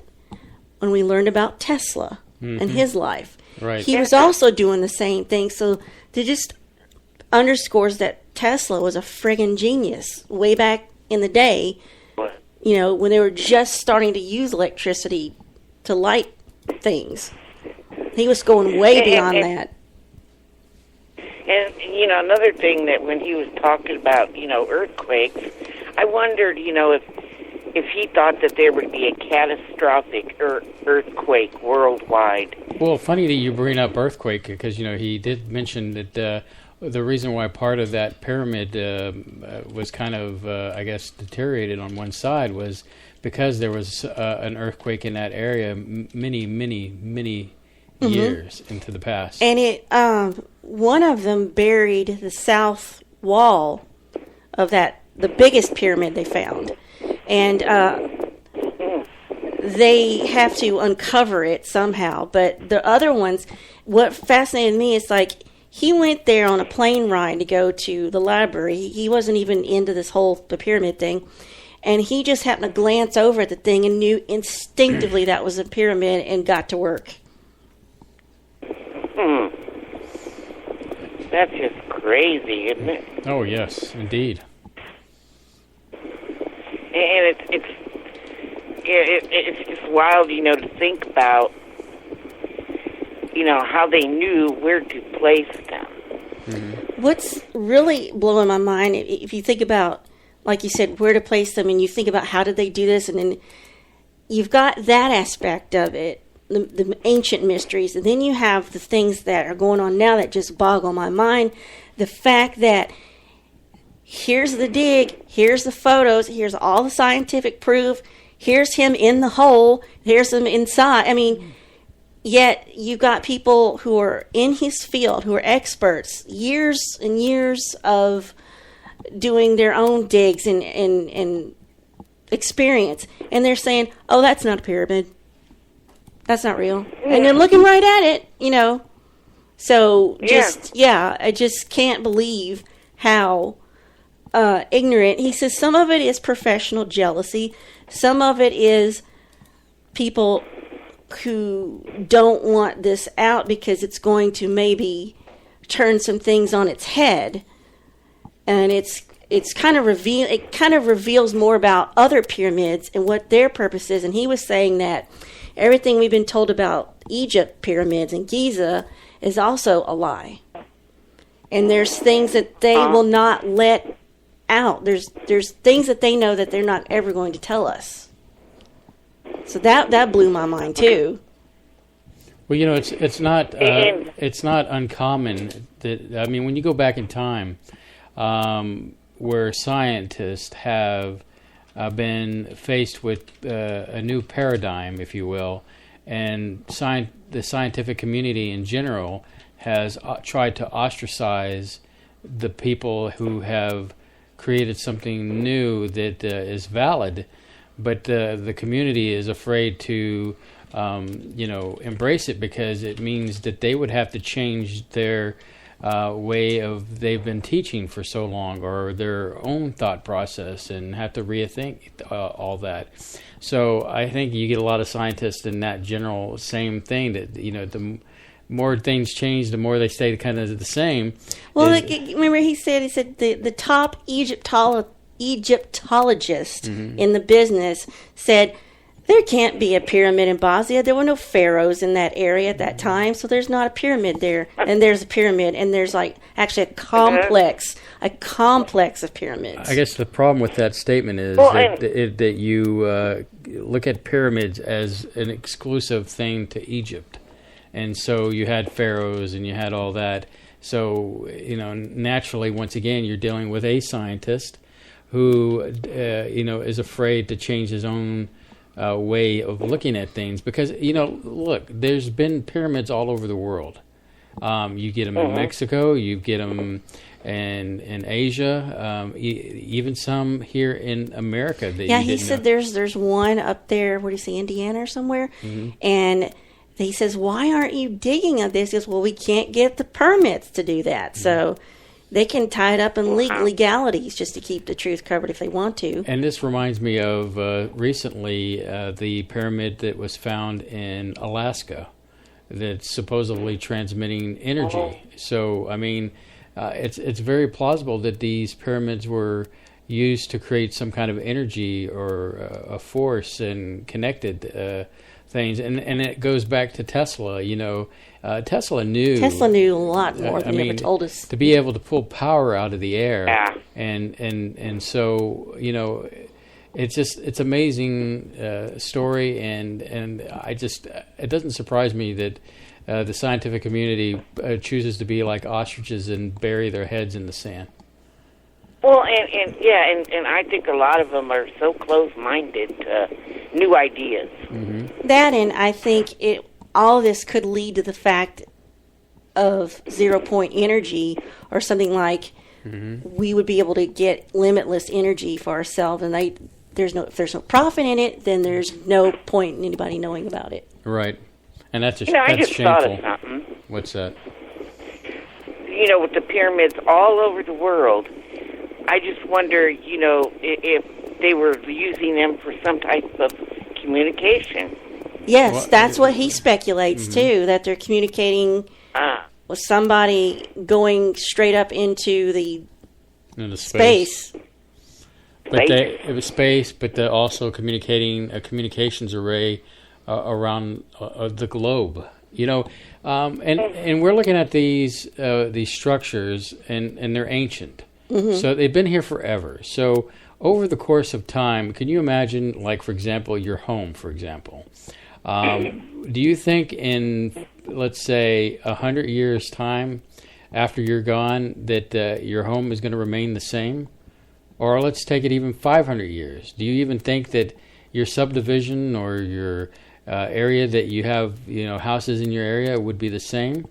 Probably not. So, over time, it's conceivable that these pyramids can be raided, can be gutted out, and then, just through the passage of time, nothing's left but just the structure itself. I mean, wasn't the pyramids at Giza gold-plated at some point, or the top of the pyramid was gold? Where did that gold go from? I mean, it's out there. So it's conceivable, going back to your train of thought about communications device. Yes, it seems like they could have been all over the globe. And then you go into what is called the previous civilizations theory, where civilizations have been here before, but some kind of great catastrophe happens and pretty much almost destroys mankind on the planet. There's just enough, a spark, if you will, for life to continue on, and then a new civilization grows out of that. So you have that. So, you're talking about the previous knowledge of a previous civilization is gone, but the buildings remain, and then, you can only speculate as far as, what were those buildings for. But as time goes on, science, you put two and two together and you think, okay, could be it. But there's always going to be somewhere where you have this missing link, if you will. And that speculation, that mystery, that keeps driving that. Well, and come to think of it too, I was just sitting here thinking about another thing. Pyramids play more part in our lives than we think they do. You know what I mean? Possibly. I just thought about that. They place them all over the world for a reason, right? Yeah, and that's why I want to know, why did they do it? How come everybody across the world was doing it when you think there's no way they could communicate with each other at that time? Exactly. Right. Boy, he was, talking about everything, and I was just coming up with, wow, what if this, what if that, and you never really think about it until, people like Dr. How do you say his last name? Osmanagich. Osmanagich? Okay. Yeah. Your guess is good as ours. Well, they start talking about it, and it's like, man, there's so many plausible things that they were for. Mm-hmm. Wow. Well, I mean, you have the pyramids in Mexico, which is interesting. More recent times, they were used for human sacrificing, but makes you wonder. But makes you wonder if we were just told that. But the thing is that that they used them for human sacrificing, but they had been there already for many years prior to the civilization starting to use them for sacrificing. So you've got to wonder about the ancient civilizations that are out there. Yeah. Well, didn't the Aztecs have them too? Oh yeah. The Aztecs used the pyramids down there. They're on islands that are, I don't know how anybody could have gotten to these islands back in the day. I believe the pyramids that we were talking about earlier here in the U.S. is called the Monk Mound, Great Pyramid of the USA. Basically, it's here in North America, in St. Louis of all things. And so, that just gives an example. We've got a pyramid in our backyard that right here, and nobody's talking about. You know what it is, Bev, and let me be straight with you, and many of our listeners will agree here, is that knowledge is power. Someone who controls the knowledge has the power. Control, and that's scary. It is scary, and I think I'm at a point where I don't buy the fact that we can't tell people about this because they won't be able to handle the truth. That is BS in my book. I believe that they're not telling us is because the power it benefits them. It benefits them to hold that power over us, just like they know. Just like Surlana was saying about if we could have free power, it would destroy the oil business. And and Tesla felt that same way. First, you have to eliminate greed. He wanted to give the power to the people. Yeah, you have to eliminate greed. How do you eliminate greed? Mm-hmm. How would you eliminate greed? Is there a cure for greed? And it says if we used to be. I found it interesting. He says, we used to be more spiritual. We used to be more this, we used to be more that. And he talks about there was this great catastrophe and there was a flood. And I'm like, geez, this is starting to sound like the Bible. But he never came close to saying that. Yeah. So a split second. I just had to, I just had to laugh. That just reminded me of Wonder Woman. Remember how the gods had man and they were content. And then what was it that was spreading the word where they mistrust? I don't remember. Anyway, it just reminded me of Wonder Woman, so I had to tie that one back in, with this. It'll come to me later while I'm sleeping. Yeah, it will. I know, don't you hate that? Yeah, I do. And then it's just, I never really thought about a lot of things that I'm thinking about now about. Yeah, I never questioned pyramids. It's like, what's it got to do with my life? Yeah, and I'm like, well, it's all part of a global conspiracy. I'm like, okay. Yep. And I just wonder, how much the pyramids control the weather. Because Well, we've they been having used to. strange weather lately. You know what I'm saying? Well, he was saying that you could take an active volcano and then strategically place two pyramids around it, and it will calm the volcano down, or at least to the point where its eruption won't be so volatile and devastating. It's just it's mind-boggling to think about how much goes on with them. And I do agree with you about the knowledge. I mean, people that have all this knowledge, it's really scary because they could control the world. And to think that some power is evil. Oh yeah. But then the flip side there is some power is good. So it's good. But yes. I want to. I was going to say, Bev, there's one pyramid I love the most. It's the food pyramid. Yeah. Oh boy. Me too. Spaceboy's quirky joke of the evening. Thank you. I'll be here all week. Oh my gosh! I can't believe I married that this was man. cute. You have to say. That's no wonder you and Bob get along so well. He's got quirky jokes too. Right now, Surlana is across from me doing the face palm thing, like Captain Picard face palm. Yeah. Well, Bev, is there anything else you want to say out there to the audience on the subject matter, or anything else? No. Well, I just wanted to thank everybody for all their love and support during our trying time this week. So, and I will talk to you all later. Okay. All right. Hang in there. Yeah, hang in there, Bev, and give our best. Give our best to Bob. Yeah, he just wasn't up to it tonight. Oh no worries. No problem. We'll be here when he gets back. Yeah. Oh yeah. So, and I love you all. Oh, we love you too, Bev. Bye-bye. Bye-bye. So, you didn't like the joke, huh? The food pyramid? So, yeah, this whole interview with him made me realize how naive I was, and you should constantly question things. Now I want to get into more hidden history.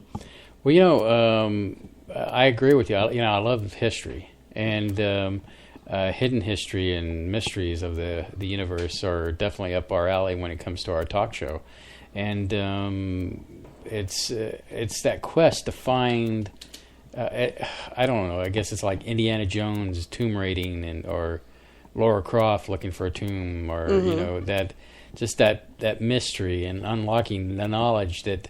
Okay, so this is what it's all about, and possessing that knowledge where you can't get it otherwise, Indeed. I'll have to look into this, see if there's some more stuff we can talk about on this subject. We're at the top of the hour. When we come back, we'll talk a little bit more pyramid action, and we'll still have hot, steamy pyramid action. Hot, steamy pyramid action. Stop it. Here on I shouldn't encourage Universe. At least I didn't hit the drum thing again. Yeah. So, but yeah, we'll talk a little bit of that, a few other things, maybe what email has Patrick sent us tonight. The usual stuff. All good. I got a chance to talk to Dino earlier today about this Bigfoot thing by the chicken coop. I posted a link on our Uverse, our Twitter Universe wall. And so, as we say this, let's play some music, and we'll be right back.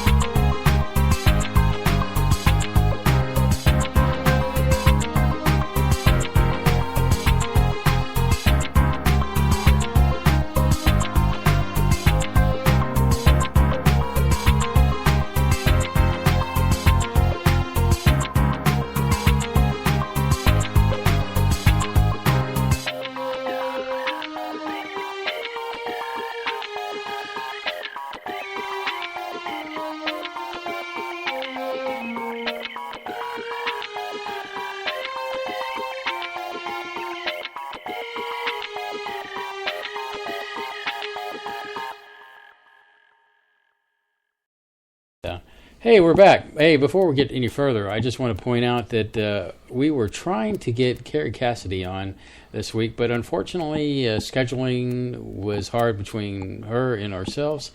However, we will pursue getting her back on a future show. The scheduling was just terrible, but we're very interested in talking with her. We tried to hold it off as long as we could to put that out there. Sometime in the future, Carrie Cassidy of Project Camelot, and of course, let her know, Space Cadets, that you want to hear her right here on Spaceboy Universe, and we'll get her. That'll help too. Yeah, that'll help too. A little recognition goes a long way. All right, so we're back, and I wanted to get that out, and we do have a call on the phone. Caller, you there? Yes, can you hear me now? Yes, we can hear you now. Hello, how are you tonight, Dina? This is Dino, and I'm very excited. I'm definitely going to message Carrie Cassidy. We all want to hear her. She's an interesting person. Yeah, a lot of interesting people. Yeah, we want to get her on. I like I said, it was just a matter of because she couldn't come on the nighttime scheduling, and we were going to do a pre-recorded thing, and she's a very busy lady. And so at some point, maybe we can get to where we can get her recorded and get her on the show, or at least, so.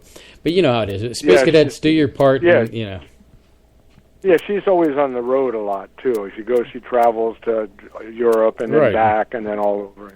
I mean, she's all over the place. Yes, she is.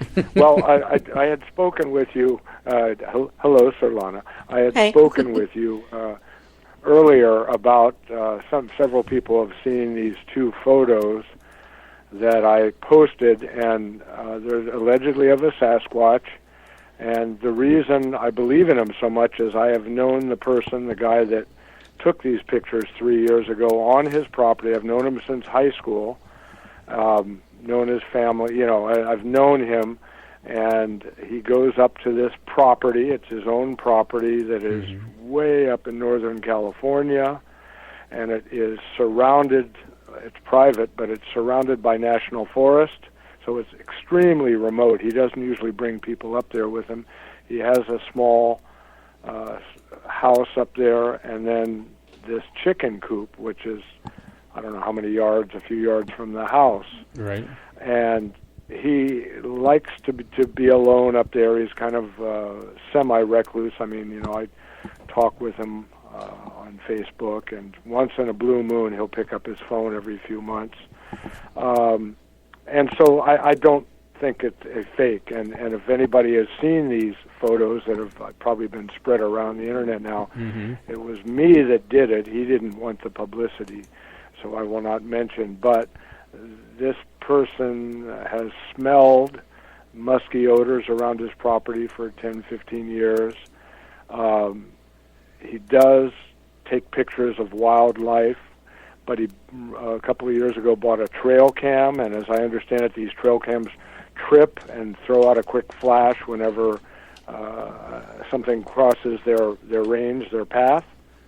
And this picture just really hit me, and he has not tried to publicize or anything. In fact, it was taken in 2014, about this time of year in the summer, and he has some rescue chickens. Now, this is a person who's camped all his life and knows, what wildlife look like. In fact, he has pictures of deer and fox, which is why he originally set up this camera, even though he had suspected something else was out there. He has bear that come right up to the house, and he even's given a couple of them names. Well, Dino, let me stop you there for a second. Is that Space Cadets? If you're curious to see the picture, we've put it on the SBU wall. That's the Twitter wall. That's at the SBU network. Also has got a picture of it. So if you want to go over there, there's the picture. Dino, I got a chance to take that picture and kind of adjusted the the brightness on it and really try to bring things out. The lighting, and it's really a fascinating picture. The only thing I was like, I guess the chickens in there didn't seem too riled up, or Could you tell us more? Yeah, go ahead. Yeah, I mean, all I'll tell you is what I know. Is I got excited about these pictures last week when I saw them for the first time because I know the person. You know, all your program and other programs and research that many of us do on things. I'm not a big paranormal guy. I'm more into the alien visitors and spacecraft. But Bigfoot has intrigued me because I'm from California, and I remember years ago when I was a kid, my dad was a rancher up in Northern California, and I didn't live with him full time. I'd go up to visit him, and he had told me when I was about 12 years old about these guys. There were a couple of cowboys that were up in extreme Northern California and had this supposedly took a film of this Bigfoot, okay? And that's the Patterson-Gimlin film, which years later when I took it seriously and started looking at it, and including a lot of people more technically savvy than me, many people say that looks like a real film. It's a female Sasquatch, as I like to use the Indian term Sasquatch. The Indians have heard about them for years. Most of us on this show know that. But of all the photos you see on YouTube and Facebook, you know, some of them, they always seem to have the face up, or it's behind a tree, or there are videos, and you're never quite sure. But some of them have compelled me to believe, and some of the Bigfoot researchers are kind of, I think, just out there for their own publicity. But what made me believe in this is I know the person whose camera took it, and he wasn't sitting there waiting for this. It was a trail cam attached to his house. And he had suspected, and again, I know that he has a picture of deer and possum and raccoon and foxes, and, you know, he knows what animals look like, and he has certain animals that come through his property. He's not up there full time, by the way. And, you know, he likes to just be alone up there. He's kind of a hermit when he's up there. And I had kidded him a couple of years ago about how remote his property was. And I go, oh, do you ever see Sasquatch? That's kind of, you know, I mean, Sasquatch is seen even in Ohio and back east into Pennsylvania, apparently, and, you know, in China. There are all these different stories about this. But definitely the place that in America that got fame for it was up in Northern California, Washington, Oregon, the whole Pacific Northwest forest regions, which are very extensive. People think of California as overpopulated, which it can be, but extreme Northern California has vast areas of wilderness. Let me ask you this. So that's why... Real quick, Dino, in regards to these photos, you know, I've seen the one that we've posted up on the Twitter wall here, and then there's another one that I've seen that's out there. So I've only seen two. And out of those two, you know, I know you're saying that it was like one of those nature trail cameras that get posted. Was this particular Sasquatch moving so quick that only two pictures were shot? I mean, I know that those cameras can, you know, they're not like real fast to take pictures, but I mean, were these the only two that are out that you know of, or that he have as more? As far as I know, there were two of them, and the way I would answer that, I'm looking at them now, is that this chicken coop is situated down a hill rises up. I think you can tell. There are some redwood trees behind it, and the first photo, I'm not quite sure which two, but the two that I sent you, which are the only two I'm aware of that taken by this trail cam, because he went out right after he heard a commotion in the chicken coop. He went out shortly thereafter to retrieve the trail cam, and this is what he saw. All he saw was thought he saw a large dark figure slipping into the woods. He didn't know what it was, but he thought he caught that. I mean, you have to realize it's extremely dark out there. This is in the middle of a groves of redwood trees. You know, it's dark. Yeah, you can't see stars. You can't see, I mean, moon if you're barely lucky with all the dense vegetation out there, right? Yeah, and redwood trees are very tall, you know. So at any rate, and they grow tightly together. So at any rate, he thought he heard the commotion in the chicken coop, so maybe that's why the thing had already left. He went out and retrieved the camera and saw these. Now, the two that when I originally saw them are in sequence, And the first one, you can see the arm and over that. And then I think when the second one was taken, the creature saw the flash and was backing away to run up the hill. And as we have all been told, these guys can move very quickly. And I've seen a couple of videos that seem to be real on YouTube in the last couple of years that show these guys really booking. I mean, they know how to run through the forest fast, you know. So faster than a human, I've been told. So that's what I think it is. It's just that the first one, it had its arm up above, and it was, you can see it's kind of almost in profile. And then the second one, it's backed away to turn, and then there was no other photo taken. Only two that I know of. Now, the next morning, he found fur, he found hair, and he took a picture of that, but I haven't posted that. It's just on a piece of paper, but you know, he was going to reposition the camera 3 years ago to see where the fur was. Maybe he'd catch it again.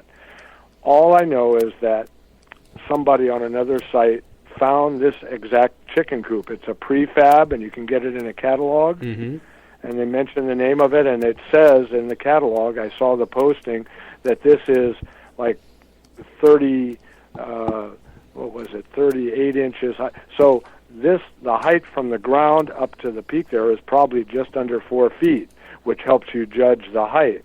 So if someone were standing behind this, they would have to be, and you have to look at the torso compared to the dimensions of the coop. It's a pretty big thing. So somebody somewhere else said, oh, it's just a guy in a suit. Well, there are suits for sale that you can wear for Halloween and all, but what I want to know, if this thing is 7 to 8 feet tall based on the height of the coop, where's the 8-foot guy that's in the suit? Right. Could be on stilts. Where do you find a guy like that? Indeed. So, you know, you mentioned that he found hair. Did he? Do you know if he saved it? You know, I'm not sure. He doesn't talk to me much. I saw the picture of the fur from 3 years ago, 2014. These were taken. I know he doesn't have any close neighbors up there. I've talked to him about that. I know that just one little road. He's kind of down in a little holler, as they call it, surrounded by trees. He's got kind of a meadow, and the deer come through, and he's got some trees.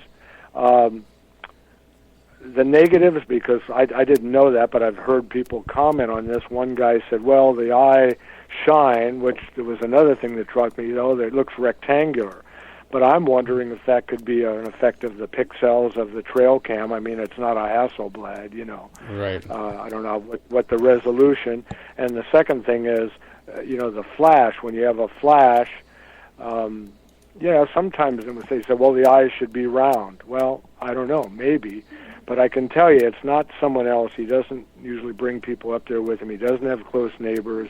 You know, be in the middle of the night out there running around. You know, I don't think it's a hoax, personally. Then the other criticism I just read recently was someone said, I mean, a lot of people believe in this photo. I do, because I know the guy. Unlike all these other photos on YouTube, I don't know these people. They could be people that hoax stuff. This guy I've known for years. You know, he's aging. He's got a bit of a health problem. I don't think he has time when he's up in the country to screw around with this kind of stuff. He's basically just trying to plan for dinner and make sure he's warm at night in the house, you know. And city people may not understand it, but when you're up in the country, you got a lot of things occupying yourself. It's not all automatic, you know, appliances up there. So the other criticism was, well, I don't see any legs or feet beneath the coop. And I looked at that and I said, yeah, but, you know, I kind of do. But then again, if it's up on a slope and he's standing above and he's 7 or 8 feet tall, you wouldn't see the feet. Well, what if there were chickens in front of him, too? It could have been, you know, some blockage of the legs himself. I mean, there are chickens in that coop. And I immediately, that was my first gut instinct. Okay, where are the legs? And then I thought, well, maybe something's blocking it, like chickens, and it's blending in with the background. So that I have to go with that on that one. Yeah, because you have to see the original photo. It shoots out. He's to the left of where the center of the lens would be, where the shot would be. But he's in the shot, and I think it probably is a male. I don't see any breast. People said it might be female. Then this person, I don't know if I will be able to post these, but this person also has a daytime photo of just a torso reaching into a tree. You don't see the head, you don't see much of the legs, but it looks like fur and hair. And I'm not trying to be crude, it cracked me up, but his comment on the photo that I have not shown was, well, this is Mr. Foot. He may have a big foot, but apparently the genitalia don't follow, and you do see a small penis in this shot. So that makes me think it's not a bear. I don't think bear have external penises. Mm-hmm. So I don't know. I may try to post that shot later, but I want to make sure. But these two photos, I think, are of something in the middle of the night backing away from the chicken coop because these trail cams flash. Mm-hmm. And supposedly these Sasquatch are smart enough that they have people that put these out have found them taken down, damaged, or just thrown to the ground out in the wilderness. But this is mounted, I believe, on his house, and he was there at the time. So, someone asked him, weren't you scared? And he goes, I have to admit, I was a bit nervous the rest of that night. As for my chickens, he goes, they're on their own. Well, this is definitely very fascinating. I know when you showed me the pictures, it was like, and I immediately, tried to adjust the color so I could get more of the image in, and because immediately when I'm looking at this picture, I could tell that there was something to the right, and I couldn't make it out if it was like a trash can or it was a stripped down R2D2. But there was something over on the right hand side. Well, it does. It looks like I could see R2D2's, his eyeball, and then it's like no arms on the side. But I joke in all good favor. But when I went back to the Bigfoot to the left behind the chicken coop, it makes you wonder. And I just posted the coop. Apparently, I found it on Walmart of all places that you can order it. Yes. And that thing is pretty tall. And then when you factor in looking at this picture with the Bigfoot behind it, it's that Bigfoot's pretty significantly tall. And look at the proportion. I mean, if did I give you both shots? Because the one you can see both arms. You can see one arm. Yeah, one arm up. The other one, I think you did. Let's see here. Where he's backing away, you only see the right arm and not the left arm. Mm-hmm. And that, from the shoulder to it looks like almost to the elbow, is pretty long. And then you put the head to it. I mean, the proportions are of a big creature. Mm-hmm. Yeah, I think I only have the ones with the... Well, let me check this third one. Nope, they're all the same. Okay. I got to try to find that other one and send it to you because they were in sequence, and the one I think you have are the... Oh, okay. The one with it... Yeah, you sent me... I have one where it has a fox in front of the hen house, so to speak. Well, that was taken by... I did that to show that was the trail cam, and that's what he was looking for that night because he'd had a fox coming around disturbing the chickens on other nights. And this is a good picture, too, because it really shows the chicken coop, and you can kind of see through it. And I'll go ahead and get this up to the Space Cadets so they can take a look at this as well. But yeah, that's definitely... You kind of get to see the lay of the land there. Yeah, and the thing is, the proportions, and in the one, if I can get the other shot, but the one shot, he's facing more in the eyes or staring almost directly at the cam. In the second shot, he's backing away and turning to the left, and you only see part of an arm, and the eye shine is closer together. And not only, I don't know if I gave you the first picture, but the picture where his left hand, his arm is just visible above the roof line of the coop. That's the one I have. If you look at it, yeah.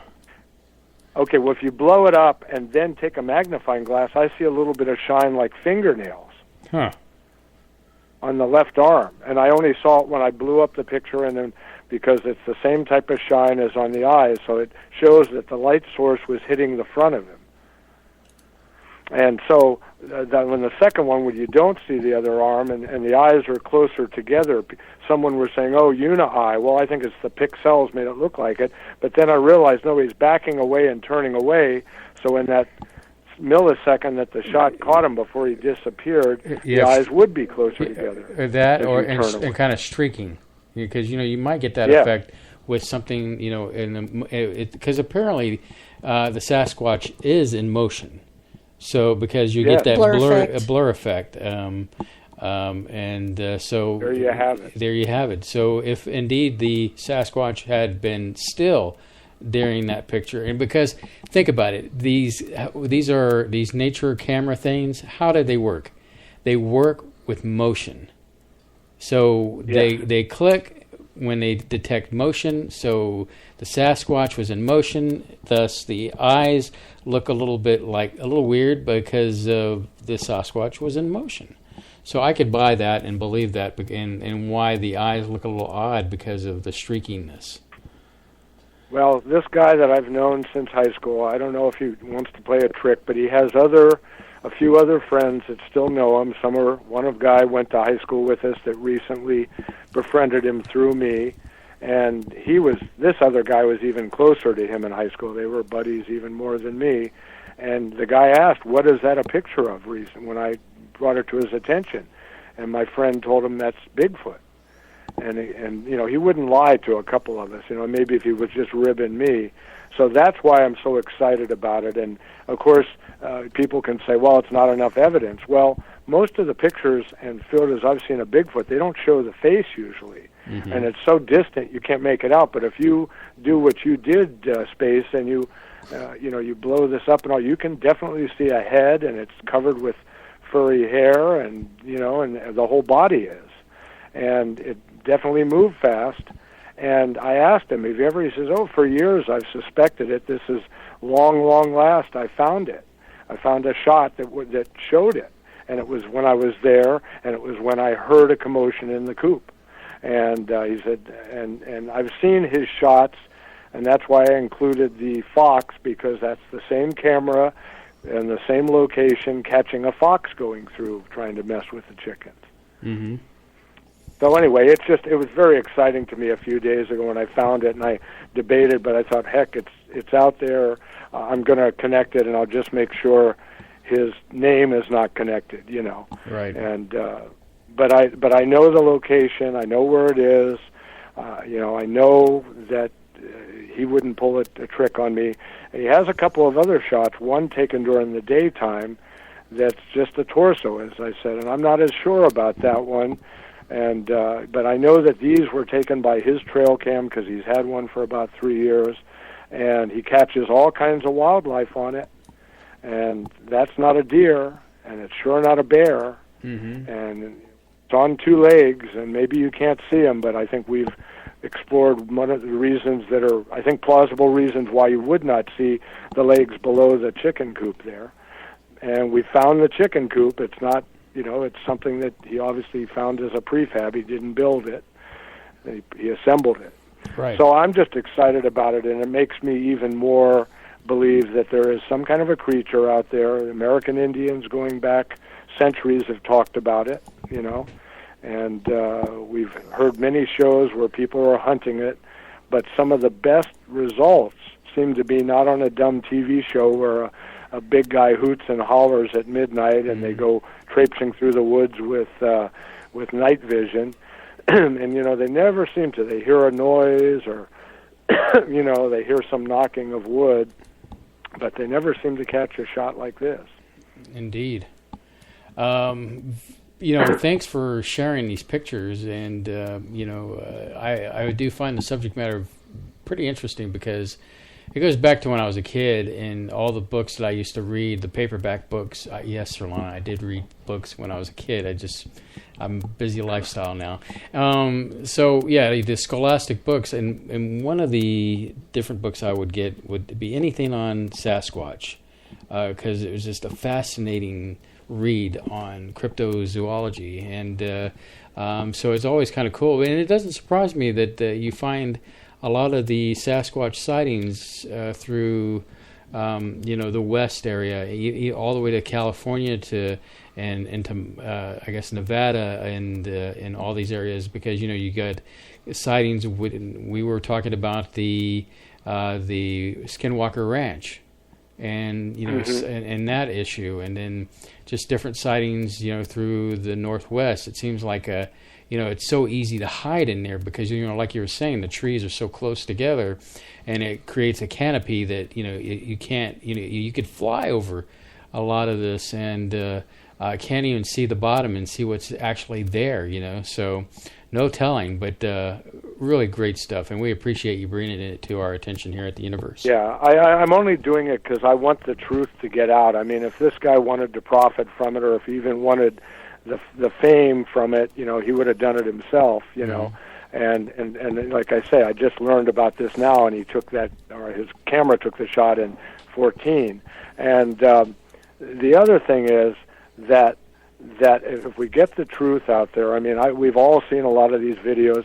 I mean, we know that Sasquatch supposedly can move very quickly, and I've seen some videos, fake or not, but this thing can move quickly through the forest, and if that's its habitat, it can move, and it's got big muscles. Mm-hmm. And some of our Fadernauts have had experiences. If he ever comes on, I know that Bear, when he saw these photos, he told me that he's had 2 encounters at separate times in his life, and he believes in it. He's seen it with his own eyes. He's seen a Sasquatch. And it's kind of consistent. They move quickly, they're hairy, they stink, and they're going to find a meal wherever they can get it, whether it's eating berries or if there's some chickens out there, or, they've been known to kill deer. They need their protein. So I don't think it's fake. I appreciate everybody analyzing it. That's the other reason I put it on, because I'd like to know what people think. And I think many people believe this shot. And this guy's not getting dime one. He doesn't need the money. He's retired. He just likes to be left alone. He doesn't want the publicity. But you know me, I like to get the word out, and I want to know the truth. So that's why I gave it to you. Well, that's what we're after, is the truth, and the truth will set you free, Dino. Okay, and thank you, Eric. I saw Eric. I don't have a way to get in touch with him, but I want to thank him for introducing me to John D'Souza, because I've read the book. Thank you, and I got him on. I got D'Souza on another show. Have you had him on yet, John D'Souza, Extra Dimensional? I don't believe we've had him on our show. I think that I've never heard of him. One point we were trying to reach out to him, and at least I was. And I've never heard of him. And but if since you're dropping names, you might as well drop Spaceboy Universe off with him. And well, no, that you got it right now. Right in your chat now is Eric, and Eric knows, and if he can't help you, I'll look in the back of the book, because there's contact information. Okay. And he's a nice man, and I think he would come on your show. That'd be awesome. Well, thanks, and Dino. he's got a very interesting topic. Very interesting topic. And I believe him, too. When I first met him this spring at one of these events, it was Eric who grabbed me and said, "Hey, Dino, come here, look at it." And he had all his couple of books on the table. And he goes, "The guy's an ex-FBI agent." I went, "Well, I don't usually hang with suits." But in talking to the guy, he's very genuine. He's very genuine, and he's smart, and it's documented, he was in the FBI for 20 years, and he did handle some X-Files. He'd be an interesting interview. I know the Space Cadets would love him. So, Eric, if you can help Spaceboy out, otherwise I'll try to forward him what information I have from the back of the book. That's what I love about everybody that listens to the Universe. It's a wealth of knowledge and people we can talk to, and speaking of talking to, you're definitely one of those people that can keep us going a mile a second. Well, I hope it was enjoyable, and thanks for letting me have the time. And I hope that people got something from the photo, and I'll try to send you this other photo of the daytime picture with the Bigfoot with a little penis, and we'll see what you think of that one. Well, we appreciate that one, Dino, and on that magical note, I hope you have a good evening. Thank you very much. Goodbye, guys. Bye. Bye. Oops, sorry, Dino. Sorry about that. She was ready to get you off. Sorry. Dino, wherever you are. So, there you go.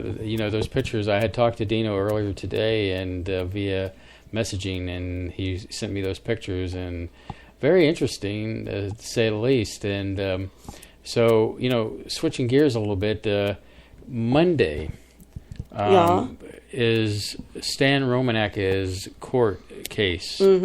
And, apparently since the Netflix documentary from J3 Films has been out there. It's gotten more attention because of that, because of the documentary. And, it's just amazing. I recently saw a video where Lisa was addressing the, what was she addressing? She was addressing something and, saying, how, it was in reference to the cop, Loveland Police Department, after they made the arrest, and how crooked some of these cops were, and they were just kind of, letting it go underneath the table. Kind of makes you wonder if they were in on it with whoever's maybe trying to frame him. And, of course, if you haven't seen this documentary, it is on Netflix right now. If you have Extraordinary. Netflix. Yeah, Extraordinary. It's a fascinating documentary about Stan and everything he's gone through. And then, of course, at the very end, it kind of sets it up about, what he's being accused of having child porn on his computer. And you can always go back and listen to our interview with the director or producer of Extraordinary from, 3 weeks ago? And the one where Stan actually called in on our show at the end of our show because we were just talking about his experiences before, that happened to him. Yeah, we hope for the best for Stan and Lisa and the outcome. It'll be interesting because you cannot try this case without looking at Stan's history, and there's things don't add up. There's just things that just don't add up, and there's been situations where people have seen his computer being taken over. Yeah, so even if it doesn't work in his favor, I'm still going to be skeptical. Yeah, I mean, there's moments in it's like we talked to, when we talked to John Sample, that there is things that might, it's kind of like you have this big scale of things because of so many things that's happened to him. But even if it's kind of like I'm not looking for the 99% of cases of UFO cases. I'm looking that prove UFOs are real. I'm looking for the 1%, because if you have the 1% that's undeniable, then the rest has to fall into place according to that 1%. It's kind of like the same thing with Stan, is that you've got all these different things with Stan, and you can dismiss here, there, and everywhere, but there's 1% of it, and then you're going to say, okay, well, I can't dispute this because this is solid. This is factual. Like, for example, with his case, I think you'll agree with me, Surlana, is that the medical case, because he had the brace on his well, leg. just to, this is that you just think, just to play devil's advocate, they could have said anything they wanted about that. They could have recorded a fake doctor, but then you'd have to go get a fake MRI and X-ray, and so he had pins, and didn't he have pins in his leg? And I don't know. There's just so much to the case. Go watch it, Space Cadets. Make up your own mind. We're not telling you what to think or believe. Just know that we have our doubts about his guilt, and but those are opinions that we've drawn based upon what we've seen and heard. There could be things that happened to him in his past when all this stuff was active that could also be a hoax enacted on him without him knowing it. That's possible too. That goes like into that show Mirage Men, where that was just evil. They did to that poor man. They twisted that guy's mind into believing. And it looked like that guy had a ball doing it too. And then I think Linda Moulton Howe was kind of mad dragged into it. You dragged me into this. I don't think there's one person out there that listens that watches Rick and Morty. It's just you and me. I know, but it will convince the masses. Tomorrow night, season 3 commences. Rick and Morty. Oh yes. Nobody knows what you're talking about. Doesn't matter. They enjoy it anyway. So kind of going back to Linda. In fact, What's going on with Antarctica? I mean, I know I keep harping on this, but I'm not up on it. We kind of listened to a thing on Linda. Somebody was interviewing him. It was a show interviewing her, and it's just bizarre stuff. You get John Kerry right during the election go down there. The Secretary of State going to Antarctica. That's bizarre. Then you have Buzz Aldrin. That was fake. Wasn't it fake about him going to Antarctica? I thought he did go to Antarctica. But I know he has a great admiration for Cook. It wasn't fake in the sense of... there was a fake tweet about it, though. Yeah, there was a fake tweet. He never tweeted He never about tweeted that, about, I seen some stuff down there, and, man, it's, that kind of... It's out there. But he was down there. Now...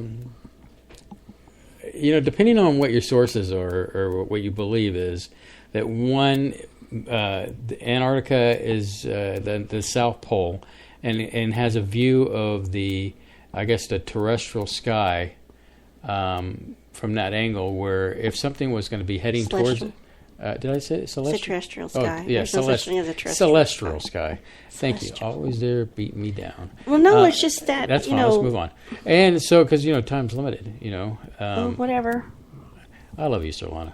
So yeah, right. I knew I'd distract you. Oh yeah, right. Let's say, for instance, I've heard things that Planet X or Nibiru is coming from the south, and that's why we can't see it, and why leaders have gone down there. Then you've got the stuff about an ancient civilization that was buried. And you've got big giant hole. The big giant hole. You have theories that there are aliens down there, aliens that are pre-Cro-Magnon or whatever you want to call them. And then you go to the Admiral Byrd stuff that happened. Byrd, yeah. I guess at the end of the World War, with the Nazis establishing a base down there. The countless theories that are down there, conspiracy theories, take it with what you will. Something is going down there. Wouldn't you agree on that? I have no idea. I'm not up on it. I haven't seen all the stuff. Only way you're going to know is go down there, take a plane, take your chances, fly into that area, see if something happens to you. Well, I'm not flying to Antarctica anytime soon, but once again... I'm not flying anywhere anytime in my entire life. The reason I bring the thing up is the ancient civilization angle, is that catastrophes have happened. And things, just for example, like they're finding new pyramids in Mexico fairly often because of the canopy and all that, over years. Vegetation grows. Just look at our house, how fast the grass grows. Oh my gosh! And in 2 days it needs. Yeah, it's like cut. poof. It needs a haircut out there. So you can imagine in a thick, lush jungle, these pyramids being lost to the ages of time, and so they're not visible. And I recently saw a Facebook post where they're using technology to in Asia, or some of these pyramids in Asia, where they're stripping the vegetation away, where you can actually see down, and you're seeing roads that were made and pyramids. And isn't it strange to think in this day and age, there's still things we haven't uncovered and discovered, or there's things we know that's there, but we've not ever explored it, that type of thing. Or everybody knows it's there, but nobody wants anybody to know about it. Or to acknowledge it. It's crazy. That really, you know what, Surlana? That really gets my goat. So, it's frustrating because, we like to explore the universe. And the universe out there has so many different things, so much knowledge just waiting to be bestowed onto us. And yet you have a small, select few that are they just don't want to share because they want to control. Because it goes back to, like I was saying, as we've said before, knowledge today is power, and that who has the knowledge controls the power. So, yeah, there's nothing more frustrating than that. Well, what drove me crazy about learning about, I'm going to call him Dr. O, who you listened to earlier today, Dr. O is that when he first discovered this and started telling other people, he got smacked down by Robert Schoch, who's a very well-known geologist who studied the Egyptian Sphinx. And he's like, there's nothing unusual in those hills. It's just the locals probably fashioned some hill to make it look like a pyramid so they could get some tourist action or because they were bored. Well, didn't he say that, that vegetation was planted afterwards? Yeah, and they said, oh, he's imagining thing. And he says, another guy said that Dr. O was cruel to get people's hopes up in this manner. Well, turns out, here it is. It's Hermann Partzinger, president of the German Archaeological Institute, accused Osmanagich of duping the world with his claims of pyramids in Bosnia. And he said, quote, "This pyramid scheme is a cruel hoax on an unsuspecting public and has no place in the world of genuine science."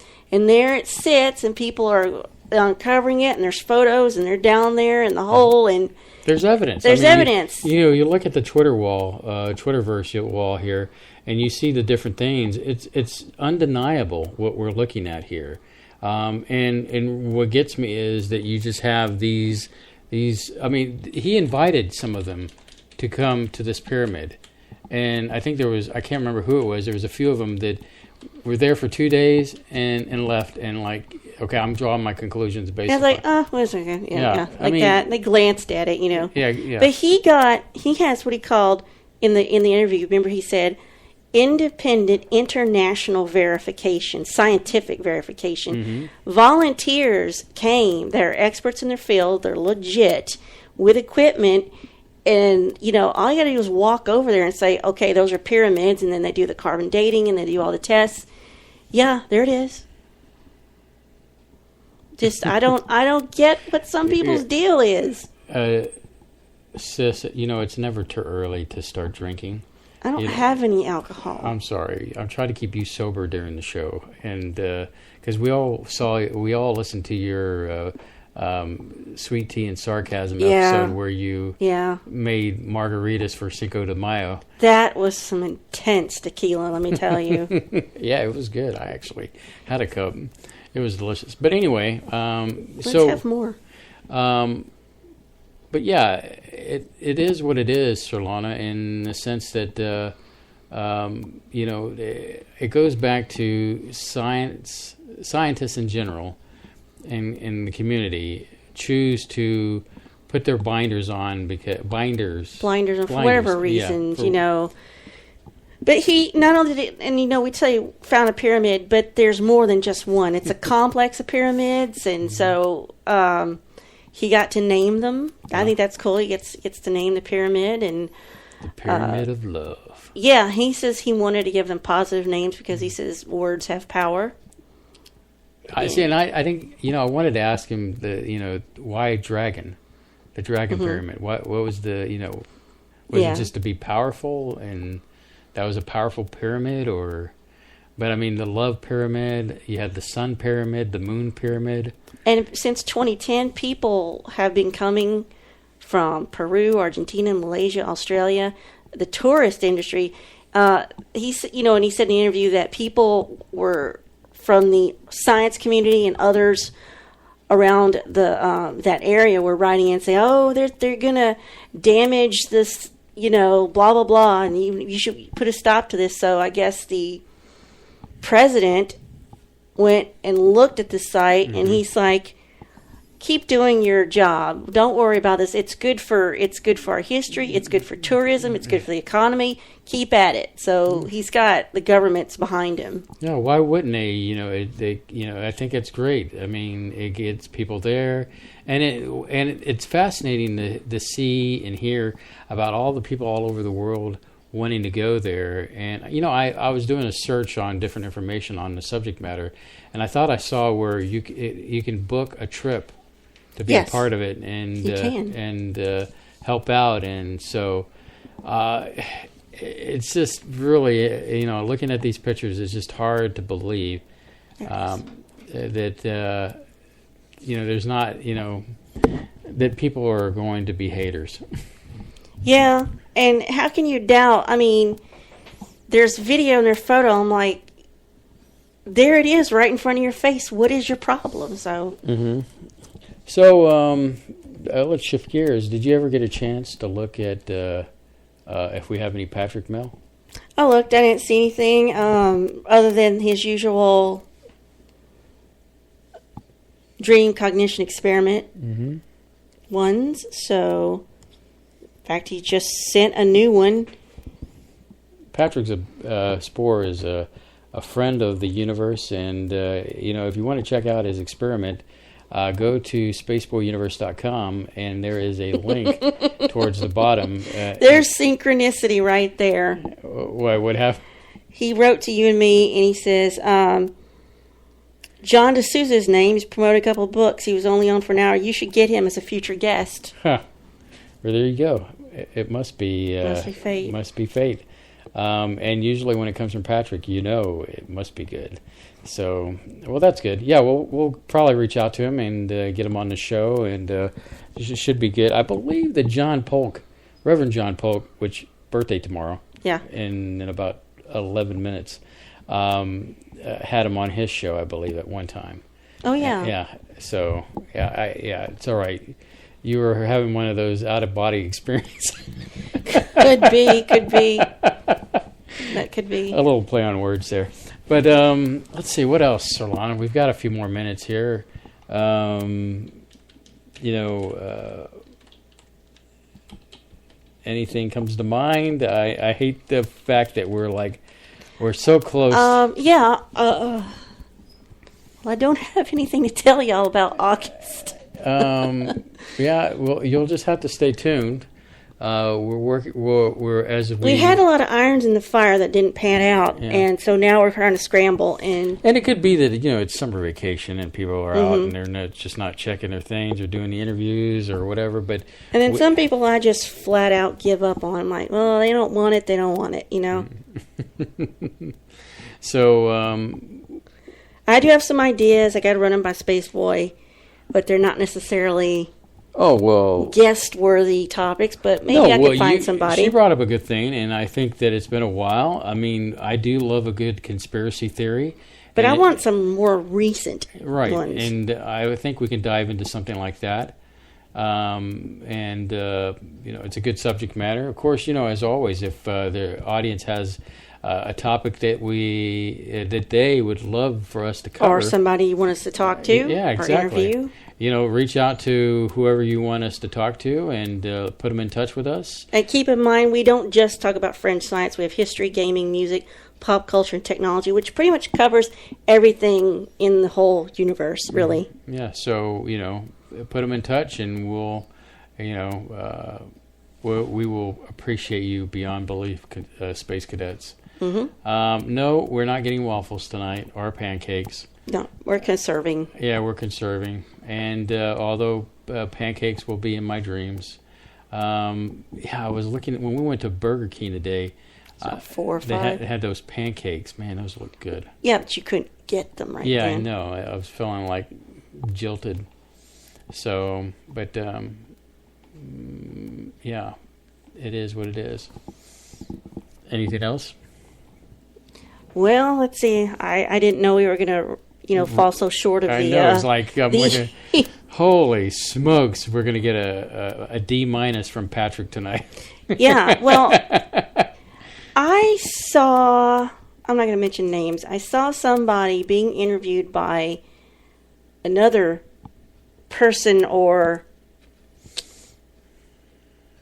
I don't know if this is a person that goes by a larger name. And I was sitting there thinking, I told you this, I'm like, geez, if he'll be on that program, I bet that person would be on our program. Man, I could not. Just don't even talk about it. Don't even talk about it. But it makes me think that some people are attainable. That was a kick in the crotch, because we reached out to that person and didn't get any kind of response.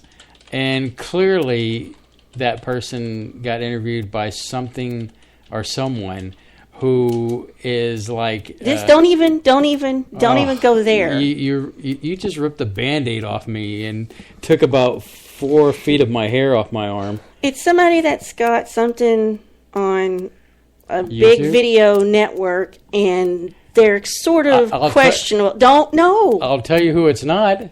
Oh. It's not UFO Jane. Oh, no, never. She's awesome. Dedicated to the truth. She is like dedicated just like us. We want to know the truth. She wants to know the truth. She is the person. What's her website? Oh, why do you ask me things? Because I forgot. I gotta Google remember, it. we were talking about her last week, and I was going to mention the website, and you said, well, I've got something lined up. But I wanted to point out. TexasUFOsightings.com. You should go to that site, Space Cadets, if you're into the UFO thing. K28 just asked me where are the best pancakes in Houston. Well, they're at a local chain restaurant that doesn't exist anywhere outside of Houston called The Egg and I. And, that's the same name as a book. It's also a movie. It's also a movie, but they have the best breakfast food. Unfortunately, they're only open to like 7 a.m. to 2 p.m. every day. And they don't do dinner. They don't do dinner, but they have the pancakes as big as your head. Oh, they're huge. Belgian waffles are awesome. Bacon, it's so crispy. And, of course, eggs. They do eggs. It's just... They make Denny's eggs seem plasticky and tasteless. They have... the tea that they have is delicious. The iced tea. Oh, my God. I don't know where they get... It's like from some magic elixir tea. And unlike Denny's, they serve grits until, open to close. Yeah. It's a staple here in the South. Let's let my sister know. Man, if you ever come down here again, I want to take you there to get some food. But the catch is we got to get up early and go there to eat. No, they're better than International House of Pancakes. They're way better than IHOP and Denny's and Waffle House. Yeah, so, and the eggs are always good. I usually get sunny side up and... I guess scrambled. That's all good eatings right there. Their Belgian waffles are really golden and tasty. I can't even remember the last time. The only reason we go to Denny's is because it's open. It's open after the show. Yeah, it's 24. And it's literally, we could almost walk there. Tina Surlana is a big waffles fan. She loves waffles. I mean, they're all right, but I'm a pancake kind of guy. I mean, Denny's is, like the family restaurant. IHOP is like slightly more upscale, and Waffle House is more like you've just come from something like drinking or some kind of dark deed. Yeah, it sounds like the 90s for me. Yeah, it's it's not like you've been up to the best of, at that time, filled with alcohol, you don't really care. You just want to get some grub, and you're half, one eyeball is half open, and the other one's shut, and, you get your thing, and you head back home, and you just, pass out and sleep until, 3 o'clock the difference in the afternoon. Between going to a hotel and a motel. That's what Waffle House versus Denny's and IHOP. That's what it's like, so... Anyway, so good stuff. I think IHOP's overrated. Yeah. It's been a while since I had a... Fruity Tooty, whatever that is for Meg and I. Yeah, no, that's IHOP. Oh. IHOP has the I can totally Fruity Tooty Ramuti, or I can live without ever going to IHOP the rest of my life. You'll probably never go. It'll be like spaghetti. I like spaghetti. I just don't want to cook it anymore. I'm tired of it. Oh. Anyway, so hey, I like other people's spaghetti. So we're getting down. There's no housekeeping. We'll be ending the show, and then directly after we'll have our 30-minute long argument about what dinners I'm supposed to cook for next week. I'm not going to have that argument with you. I'm gonna take some pain meds and spread some Oro gel in my mouth and start making my way to the bed. All right. Soon you'll be passed out, and we won't have to have that conversation. No, I think that, it's one of those things that, I'm just going to, leave it up in the air. I try to be proactive. In fact, I start to try to do the... Yeah, you start asking me, the day after we've started, Monday. I'm like, what are we going to have next week?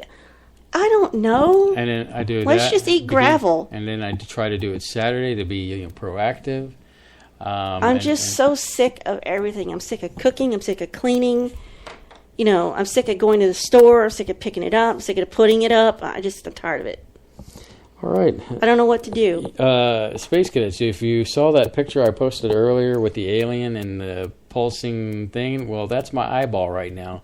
So I think, y'all should be willing to let me leave a minute early from the program. So yeah, he's having some tooth issues. So yeah, so we'll let you pass on that. Nerve pain. And of course, I'm not helping him either. I admit that. I'm just trying to make our life easier. Anyway, say goodnight, Surlana. No.